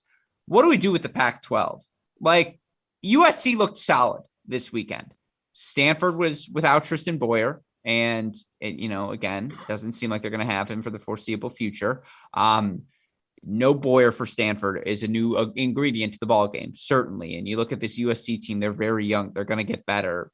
Whatever's going on with UCLA is going on. Arizona has had some really good moments, some not as good moments here this season. I think Washington actually looked really good over the course of this weekend. And give me Clement Sheedek at 1, who's number 1 in the first computer rankings in singles, and just roll with it after that. What do we do with the Pac-12, Maddie? Yeah, it's tough. It's a weak conference this year. But we knew that going in. I remember when we were talking about Stanford and everybody preseason, hey, look, Pac-12 is wide open. USC has a shot. Arizona. I mean, we talked a lot about Arizona. They have a shot. None of that changes. USC is very young. I mean, the Trojans have some positive things going for them. I mean, I like the young guys in what I saw. But again, I'm not totally sold on them. I mean, right now, I do not think USC is in the national title conversation. I could probably name 7 or 8 other teams ahead of them for sure. Stanford's got to play better. They had a poor showing at indoors, but I think as we get outdoors, I think they'll be fine. I'm still not going to waver in my pick for the Pac-12. I'm going to stick with Stanford. I think they'll find a way to win the conference. But yeah, overall, it's pretty weak, man. I mean, it's a rough conference, and that's really all you can say. We're just so used to teams like UCLA, Cal, USC, the Trojans, like just always being top tier teams. This year, that's not really the case. We need an Andre Gorison at Cal this year. That's what they're missing. We need him back. Or I like the Philip Bergevie. Yeah, Bergevie. Yeah, exactly. That's hilarious. Exactly. See, you speak my language, Maddie. No, I really do like the Trojans. Throw Florian Licata in that top 3. Yeah, hey, exactly. That was a great team. Semifinals 2015. Shout out. Or 16, excuse me. You look for Again, whether it's Woj or Peter Mock or Ryan Colby, I think all of those guys are options. And I think when Fry starts playing better and one of, Ryder Jackson, Sands, Westrate, whatever they do, they've got depth. Like, I feel really good about Steph at 1, 5 and 6. They'll get better. Arizona State, not quite as high on this year as last year, but, Coach Hill teams, obviously, they're always going to compete, always tough to compete in Arizona as well. I don't know. Like, is the Pac-12 after this weekend, Chris, going to get a top 8 seed? I don't know if the answer to that question is yes, because let's say Texas, Baylor, TCU, if Texas bounces back in the regular season, all 3 of them, at least 2, probably 3 in the SEC. You imagine the ACC winner ends up getting a spot as well. And then Ohio State, you can probably just book them in now. Like, it's crowded for a top 8 seed. I don't know if the Pac-12 is going to get in. It depends. Well, okay. So let's start back with the take. I think I am ready to flip my take from Maddie. He's sticking with Stanford. I think I'm ready to flip over and take USC. Sure, I don't like what I see out of Stanford. I don't think, I don't think Tristan Boyer is probably coming back. He's probably not going to be on the team.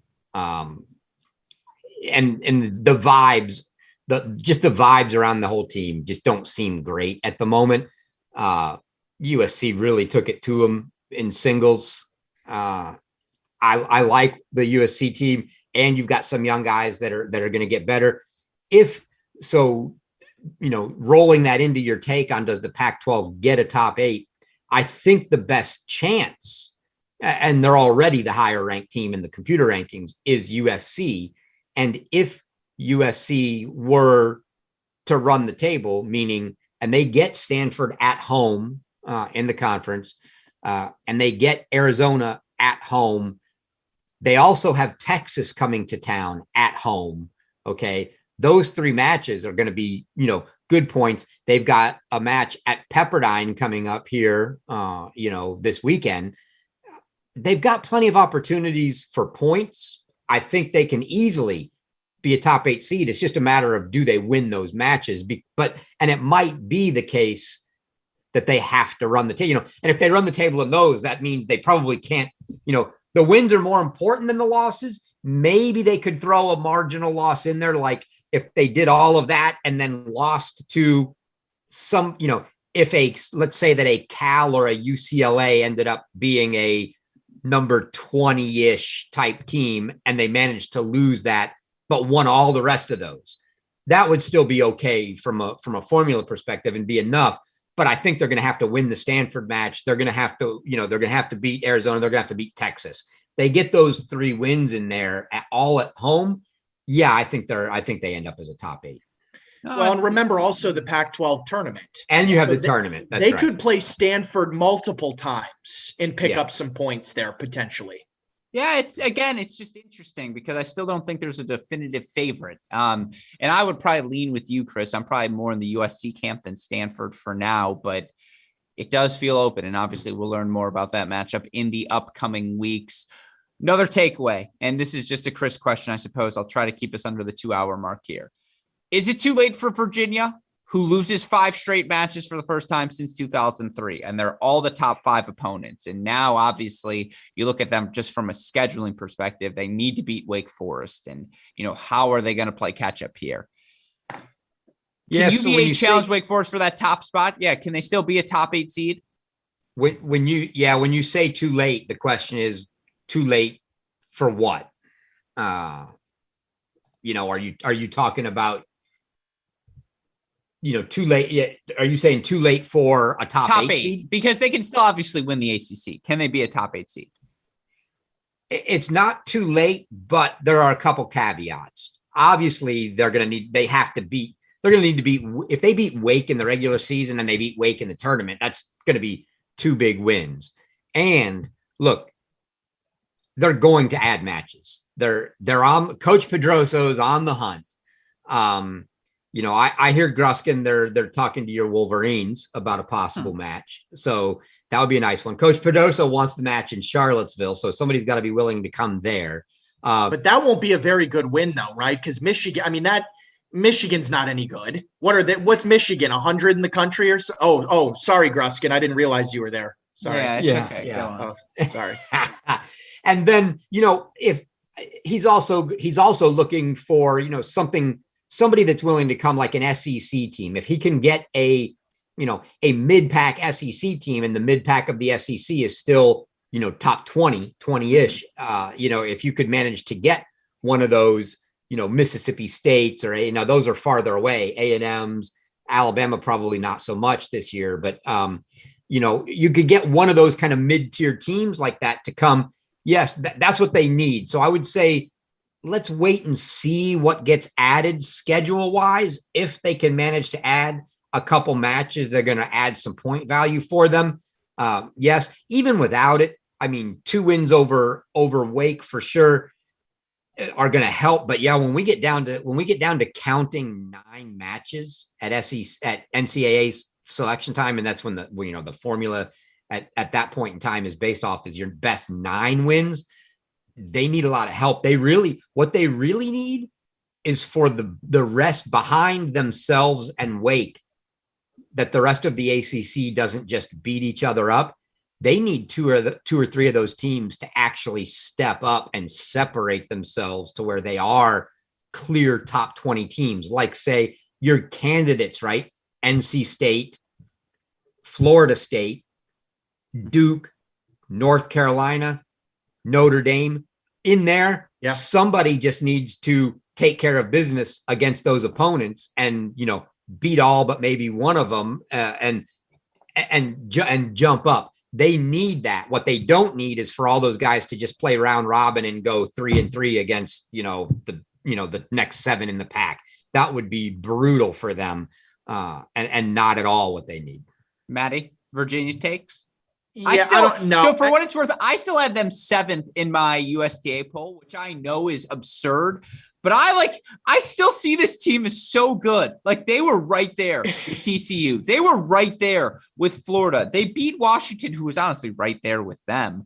But this team is still good. They are still good. Not the players haven't changed. It's the same guys that we know are there. They're just not performing their best right now. Yeah. I'll answer. I see up on our graphic here from our super producer, can UVA challenge Wake Forest in the ACC? To answer that question, absolutely they can. Absolutely they can. Virginia can still win the ACC. There's no question about it. They are more talented probably than any team in the ACC. Yes, they can. Chris talked about the rankings and the formulas and all that. I don't need to get into that, but look, right now I bumped Virginia. I'm not going to say where I put them in my rankings. I put them way down. I dropped them big time, but that doesn't mean that they're still not a good team. Like you said, Gruskin, I do believe deep down that Virginia is a very, very good and competitive team, but they got to work on it. There's a lot that they're going to have to correct here and get, the ship straight, but maybe they can do it. We'll see. Yeah. Maddie, I'm not sure who was harsher, you or me. I was going to pull it up. Gruskin, you've nicknamed me the snitch. Should I snitch? Yeah. I honestly don't know which one of us was harder on them. Oh, Maddie was harder on them. I won't snitch. There we go. But I put him at 12. Okay. And the funny thing is, I agree with you, Gruskin. I still think they are the 7th best team out there. Yeah. But there is but performance matters, and what you do matters, right? So for the same reason that I still think Florida is going to win the title outdoors come May, I'm not going to vote them number 1 for the same reason. Virginia had 5 shots at top 10 teams and they went 0-5. At some point you have to pay for those losses. If you think you're a number 7 team, and that's my argument, is if you're number 7 and you get 5 shots at top 10 teams, you can't go 0-5. You got to win. You got to win something there. So yeah, you're going to get ranked based on what you've done. And yeah, I thought, and I think I didn't know how far to slide them. 12 might have even been a little generous, given that they haven't. Harvard is their best win, obviously. So we'll see. I still think they'll be fine. They should at least be able to earn us, obviously they want to sweep weight, but I mean, they should at least earn a split there. They're going to get some other good matches in the ACC. So somebody will step up, and I think they'll add something of consequence. So, and I forgot to mention, they do have the rescheduled match at Kentucky. So that's not only is it a good Kentucky team, it's a road match. So should you win, you get the 10% bonus on top of it. That'll be a critical match for them. Yeah. Again, I have eyes, and I was at these matches. And so I feel justified saying who was the 7th best team with my eyes or whatever it may be. And the honest to God truth was it was Virginia, who I'm telling you was right there with Florida, was right there with TCU. They played them even. They just didn't win the big points. That matters. And, again, I think Botzer's clearly not in the shape he'll be in come May. That matters. I think this team gets better and better. And so, yeah, it's an atrocious take, but I stand by it. I have no shame in admitting they were number 7 on my USTA list and in my no squeak gate takes. No, I mean, no. I'm baiting him. I'm baiting him, Matt. What happens in Seattle stays in Seattle. That's my answer to that question to you, Chris. With that in mind, final point here: all tournament team. It was damn near impossible to come up with an all tournament team. And Chris and Maddie can say, oh no, we were busy with work. No. They were just stalling. They didn't have answers for me. So they were like, you know what? You come up with it, Gruskin. So here's what we're going to do instead. I gave you some feedback on that. Yeah, you're right. Put Luciana at 1 was very helpful, Maddie. That was very concrete. Yeah, that was really going to do anything for me. All right, fine. Let me just pull up the messages here. Yeah, exactly. So I'm pretty sure the answer was JJ Tracy, all tournament team at 3. Well, that's what I said, most outstanding player. And that's when we went off the rails. So what we're going to do here, I just want to go position by position. I don't even care all tournament team. And we can sprinkle in some results, of course, as well. But it's really hard because there's a lot of 3-1s versus 2-0, 0-2s, and all these different things. So let me just ask you this. Coming out of this event, we'll start at the top. Number 1 singles. Who are you most comfortable with? We'll go Maddie, then Chris. Try not to be too long with your answers here. Probably Famba. That's your answer? You'd say number 1, Chris? Yeah, sure. I think so. I think it's fair. I'm taking Famba. Yep. I'll take Boitan. I'm taking Adrian. Like, I really, coming out of this, the way he beat Walton, yeah, he was down a set to Ole Miss, or, up a first set, but down a break, but, gets the win over Hurrian and does his job over Tennessee. I feel like Adrian's coming back into form. I agree with that too. I thought Adrian played well. I was very happy with Adrian.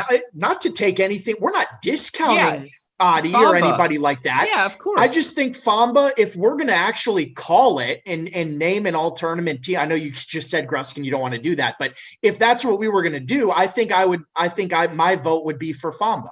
See, I'd probably still go Boitan just because he beat, Famba was, I think, 1-0-3. Like, he had the one win. Did he have a win? Because he's in a third with Braswell, in a third with Montez, in a third in his last match. Yeah, 1-0-3. He got the win in the semis over Ohio State. That win over Voca was his only win. I go Adrian over Famba, even with just this weekend's results, but it's close. That's what I'm saying. It's very close. Or Shidek, if he was eligible.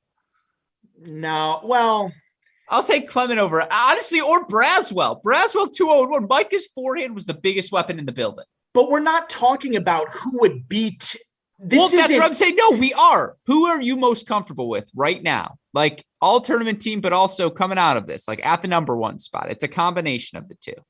Oh, okay. Well, then forget the all tournament team. Let's just talk about who we like as the better player. I'll give you Adrian. I will go Adrian Boitan over Luke Famba. Yeah, no, for sure. If they play tomorrow on a neutral court, I'm taking Adrian Boitan. So that's what I'm asking. It's a de facto all tournament team, but it's mostly like right now, do a math. Who's better? Who are you most comfortable with? Yeah. Okay. Yeah. So then I'll flip my pick. I apologize. Okay. I didn't realize that this is how we were doing it. Yeah. I will take Adrian. Because I think that's more valuable than the weekend. It's just who are you most comfortable with at each spot right now. So we're not looking at the weekend at all. This is just overall. It should color your information, right? Like if someone stood out this weekend, you shouldn't write them off. But yes, okay. Then I'm talking big picture. Adrian Boitan would be my pick. Chris? Yeah, I'm with Maddie. For the sake of the tournament, I would take Famba and what he meant to the team. If I was saying that we're playing tomorrow on a neutral court, I'm taking Boitan. Okay, let's 2 singles. Kingsley or Monday, because I think Kingsley 3-0, Monday 3-1, but or 3-0-1, excuse me, with that one thing to Soto. It's pretty close. Like it's pretty even between the two. It's a tough call there. I think I go Kingsley though, and I don't even know why I'm saying that. I just feel like that's a hard decision because I love both of those players, but again, on a neutral court, if they play tomorrow, give me Cannon Kingsley. Chris? I'll take Monday. Oh, you're making me the tiebreaker here. Oh, God. I'll say this, Gruskin. Gruskin, I will make one point. Monday does not lose to Xavier. 6'5" lefty is just tough to pass up on, but Cannon was he's down 6-4, 4-1. He wins his match against Washington. He's down Nava serving for the set. He gets the break back on serve when plays clinched. I go Monday just because he played 4 matches instead of 3 in terms of all tournament team, but it's a toss up. It really is. And honestly, who's serving better on that day wins that match. That's my answer there. 3 singles. Jong was 3-1. He lost to Van der Schulenberg. Van der Schulenberg not eligible because Virginia lost first round for the all-tournament team. He's the guy I'm most comfortable with, or I would just say the third Virginia sophomore. Give me whomever's in that 3 spot. Vale didn't play great this weekend. Jong was 3-1. Who's your pick at 3 singles right now? Emil Hudd was pretty good as well, by the way. Yeah, but I do think...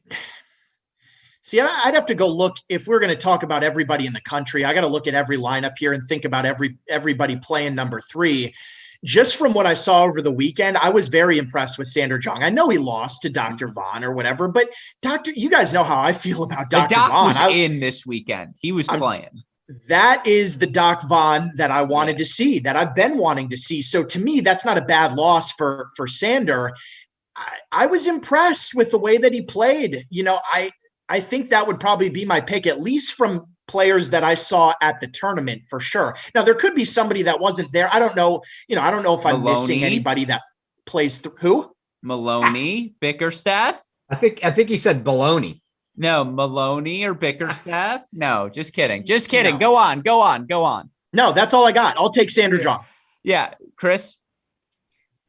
Yeah, for sure. Out of that group, I'm going to take Sander Jong. I do agree that Van der Schulenberg has sort of, I was not high on him early in the year because frankly, he just didn't look good. And he has now come into form. He's playing well. He will be good for them. Clearly not eligible.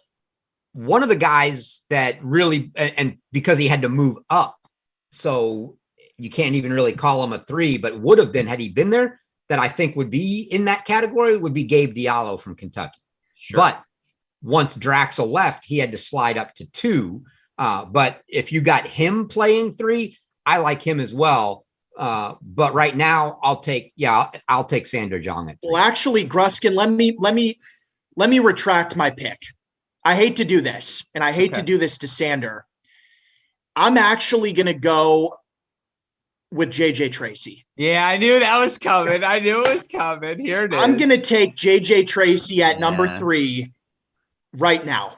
Yeah, me too. Yeah, I'm there too, Maddie. I'm on. All right. Thanks, Chris. Yeah, and he's the pick at 4, and and Vives was great, and Diaz was great, and everyone's great, but he's your pick at 4. We're not even talking about it. He honestly 3-0 in singles. Whoa. If we're taking Tracy at 3, clearly we're putting Siebert at 4. Yeah, Lucianic.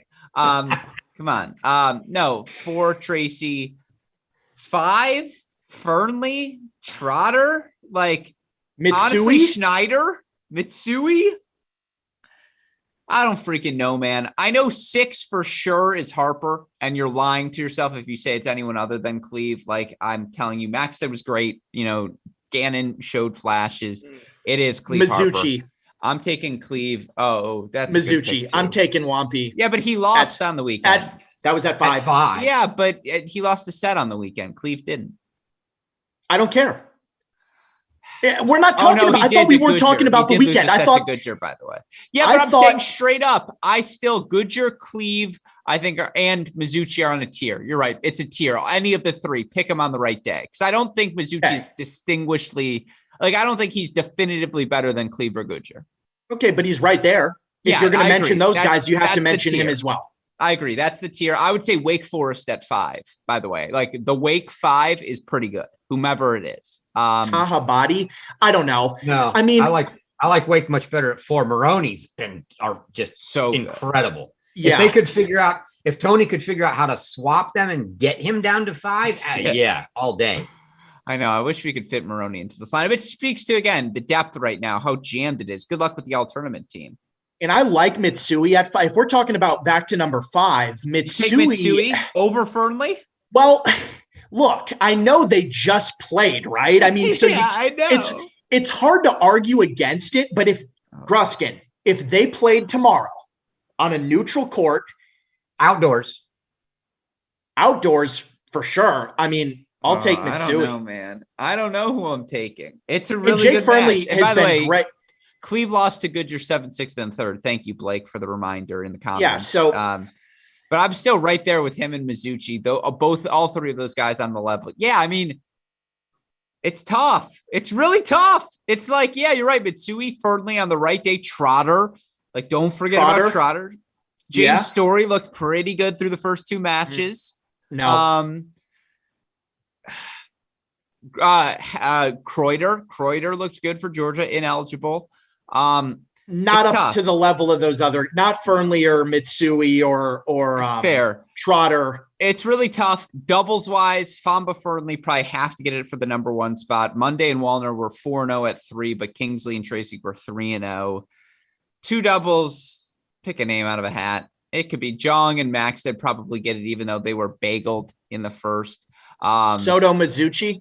Yeah, Soto Mizuchi, but they lost. I mean, so did Jong and Maxted. I know. This is the problem. It's really hard. I feel pretty comfortable about all of them. And Matthias and Wampy didn't lose 6-0. Yeah, but they also didn't win in the final. I don't know. They also lost to Walton and Harper, whom Jong and Maxted beat. But if they played straight up tomorrow, Matthias, I take Styler and Gavin Young. There you go. Yeah, so lock it in. There you go.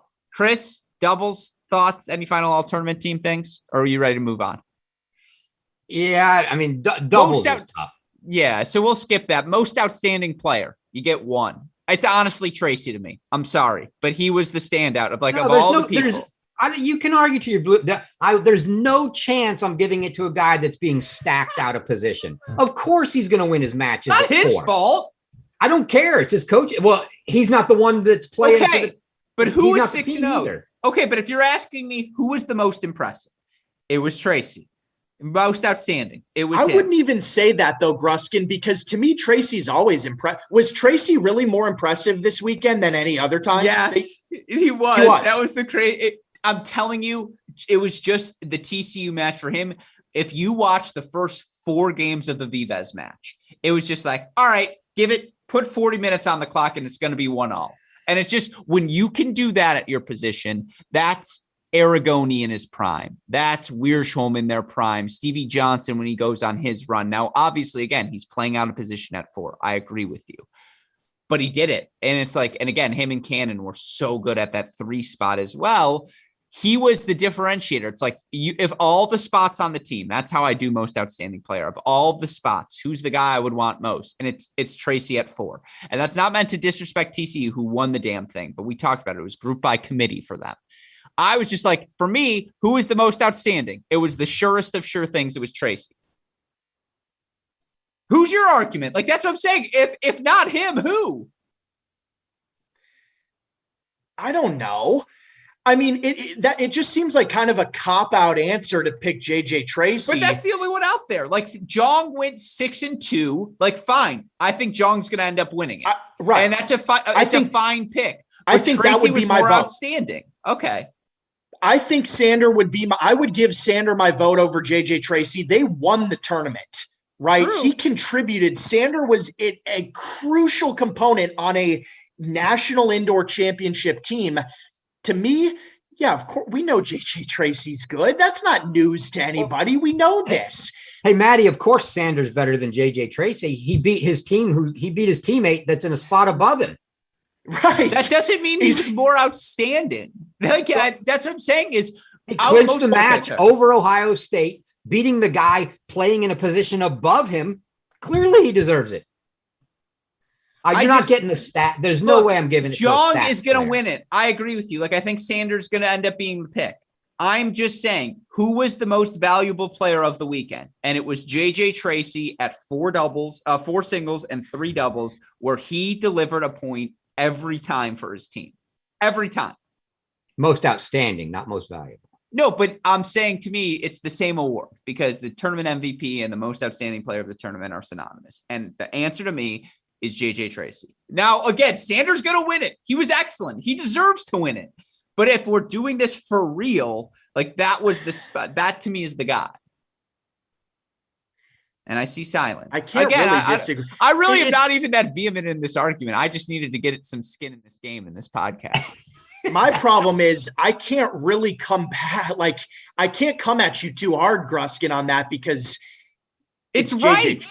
It's just true. Well, no, the problem, Maddie and I can't argue it too much, because look, we both acknowledge that JJ Tracy is that good. And we don't really, even though I'm being, a little over the edge here, it's not from the perspective of I'm trying to say, pick on JJ Tracy. JJ Tracy's amazing. He's awesome. A great player, and he deserves everything he's going to get.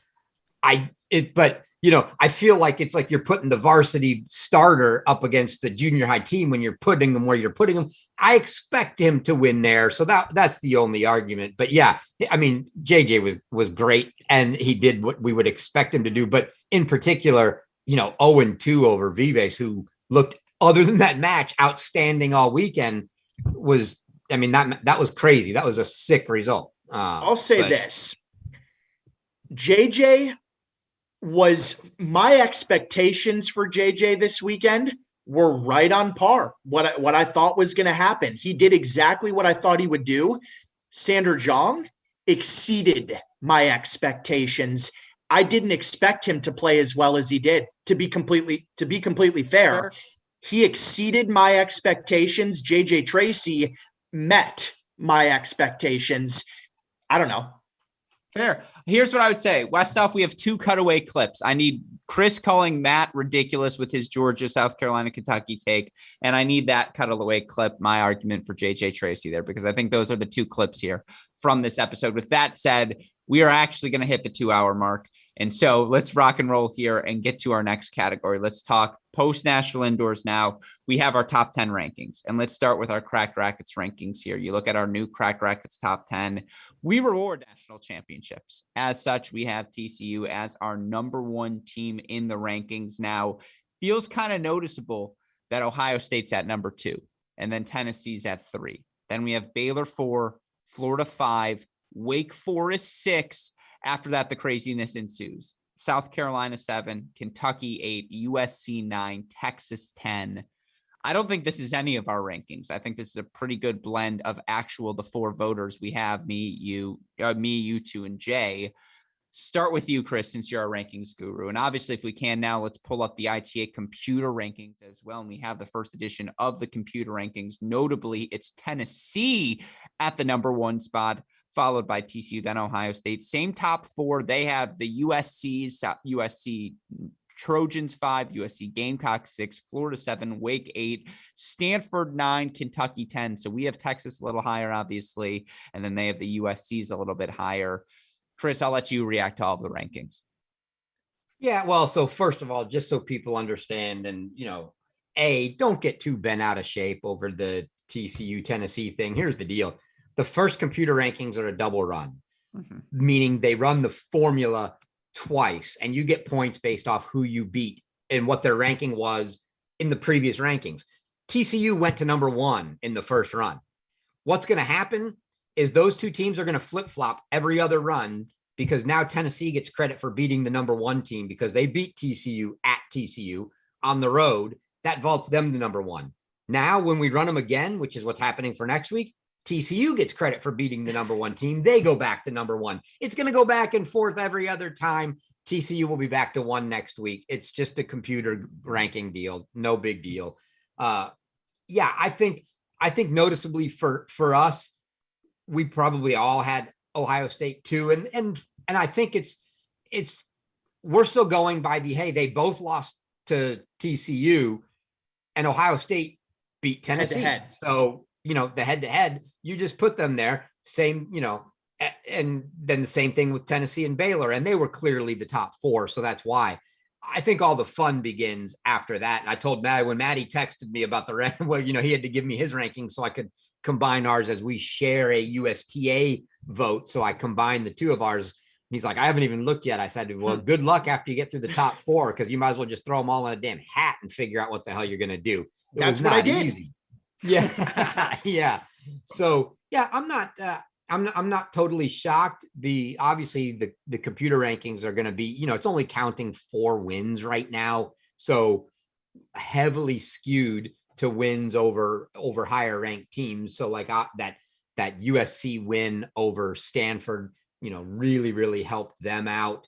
The South Carolina win over Wake is a good help to them, which is what's putting them up there. Yeah, I mean, it's the same teams, just slightly rearranged. I have no qualms. I mean, it doesn't, none of this will matter until when we start getting towards May and we start talking about that cut line at 8, anything inside the top 8. And at this point, honestly, there are years where you're like, well, I don't want to be 7 or 8 because I don't want to play one of those top 2. I'm not even sure that I would make that. Or, right now, I can't say that there's one of those that I really want to avoid, like TCU's that much better than Baylor, and I want to be, 5 instead of 8. I can't even make that argument. So I think we'll wait till we get towards the end of the season and to start talking about some of that. But both the computer, in my mind, both the computer rankings and our polls, they're fine. It's the same teams in just a little jumbled order, but we all know who those teams are. Yeah, no, there's definitely some fun in the computer rankings as you keep moving down. Harvard 13, Northwestern 14. File that under things you love to see if you're a Northwestern fan and a Big Ten fan. And, as you look elsewhere, Utah 26. I think that's a big moment for this Utes program. And, Princeton 29. You certainly see some biases early in the rankings, but it's exactly that, early. With that in mind, Maddie, again, you look at the singles, doubles rankings. I think directionally they're all still pretty good. Any other thoughts to add to these rankings? I don't think so. I think, Chris, you guys just hit on most of that. I will say our CR. So for our Cracked Rackets poll, our top 5 was actually my top 5, and I believe as well. My top 6. I think the top 6 for all of us were pretty unanimous. No, I'm you were down on Wake. I'm looking at the graphic right now. We have Wake at 6 and South Carolina at 7. I believe I had that reversed with South Carolina ahead of Wake due to their head-to-head results. Yeah, due to their head-to-head results. So I'm not sure how we got Wake in front of South Carolina there. Yeah, so I had Wake ahead of South Carolina. I think Jay did as well. Okay. In that case, do you know what we've decided is the deciding point? The deciding point. Here we go. Is it Westoff? Yeah, Westoff now gets to make the call. If there's a tie, we just say Westoff, you decide. He didn't break any ties, though, so maybe someone had Wake at 5, or who knows how it worked out. Anyways, Wake ultimately, no, it could have been Jay. And so, again, ultimately, here we go. Wake Forest, number 6, South Carolina, 7, Kentucky, 8, USC, 9, Texas, 10. I'm okay with those teams. Again, but whose do you like better, ours or theirs?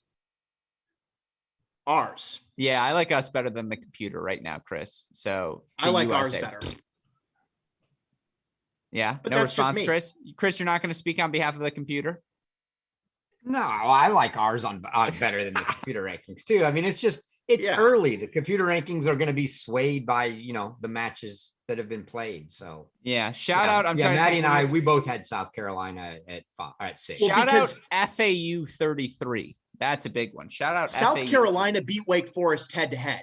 Yeah, right. That's why I placed them ahead of Wake Forest due to their head to head result. That's fair. I can't knock you for it.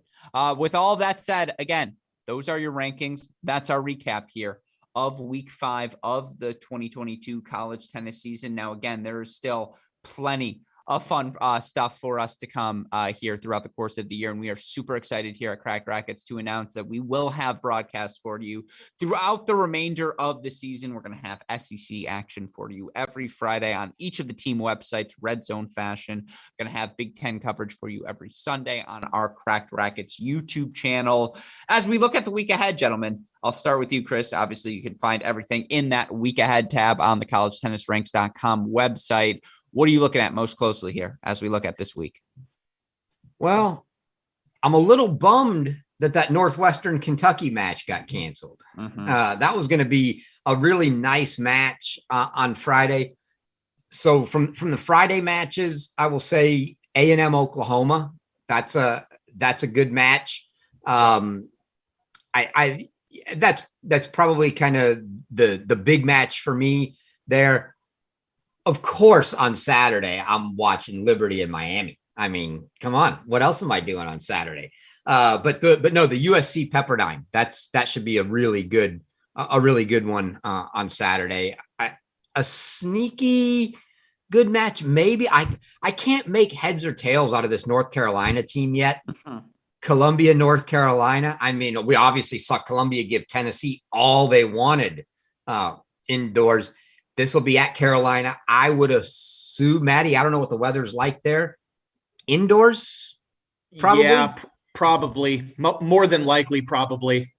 Yeah. So an indoor match, which I think will be to the Columbia liking, is a good one. And then, I don't think it'll necessarily be a huge test for Baylor at Oklahoma, but Baylor's at Oklahoma on Sunday. And I mean, it's one of those that you can't go in too overconfident. It could sneak up and bite you if you get off on the wrong foot. Oklahoma does have some good talent. And I have no idea why the Northwestern at Kentucky match was canceled. There's a Northwestern Harvard match on the schedule for Sunday that I have not seen canceled yet. So provided that match is still on, that would shape up to be a really good match of two teams that have come out really high in the computer rankings, have both had some pretty good starts to the season without making indoors. And it'll be a big help to either one of those teams. Whoever wins, it's going to get a good jump out of that in the rankings come next week. Yeah. So those are kind of, I think, the ones that I'm looking forward to. No, I got 3 or 4 for you. And obviously one of them was a 5th, Michigan 6-1 over Notre Dame. Let's go blue. Some of the other ones, I think, sneaky implications. Tulsa at Denver. That's a big one for Denver as they try to solidify their NCAA case. Tulane at Middle Tennessee. If you want to be top 25, both of those teams, you got to win that one. FAU at Miami is just interesting to me. How real is this FAU team? And I'm sorry to keep beating on this drum, UCLA at Pepperdine. Like, this is must have for UCLA almost, you feel like, at this point, just to get the season really going, the same way their women just got it going with the win over Cal, right? Like a win at Pepperdine. Now you've got some momentum on your back, heading into the Pac-12 season, the young guys rounding into form. Those are what I'm watching, Maddie. I apologize if I stole anything. Anything you'd add? Well, no, both of you guys have obviously stolen all of them, but I would say Gonzaga at San Diego, another good one. Let me be honest. I probably won't tune into Gonzaga at San Diego. I mean, I might, but probably not. Okay. Too many other matches going on, but I think I'm going to take Pepperdine over UCLA. Are you taking UCLA over Pepperdine, Gruskin? I don't make predictions anymore. Okay. Right. Yeah. You cop out. I forgot. So I'm going to tell you right now, I'm thinking Pepperdine in that match. I don't think UCLA gets their season started this weekend and with a win on the road at Pepperdine. I will take the Waves. Big weekend for Oklahoma. I see Scotty in the chat. Most likely for Oklahoma this weekend, 0-2, 1-1, or 2-0. I was going to talk about Oklahoma because A&M and Baylor, big opportunity for the Sooners. I think most likely, and the match is, I have to go on the record here and say this because we'll revisit this next week. Scotty, I am going to say 0-2. I'm going to say 0-2 for Oklahoma. I'm going to say that A&M and Baylor both get the wins, but it's a big opportunity for Oklahoma. I mean, if they win one and or both of these matches, that can really set them up pretty nicely as well. They're ranked right now 20, I believe, in the computer ranks. Number 20 is Oklahoma. So they've got an opportunity here, but I'm going to say 0-2. All right, Chris. And final thoughts go to you. Yeah, put me on the spot there. Well, they're not going to beat Baylor, I don't think. I think that A&M match is going to be tough. And that A&M match, it's at home for Oklahoma, which is not an easy place to play. Man, that's going to be a really good match.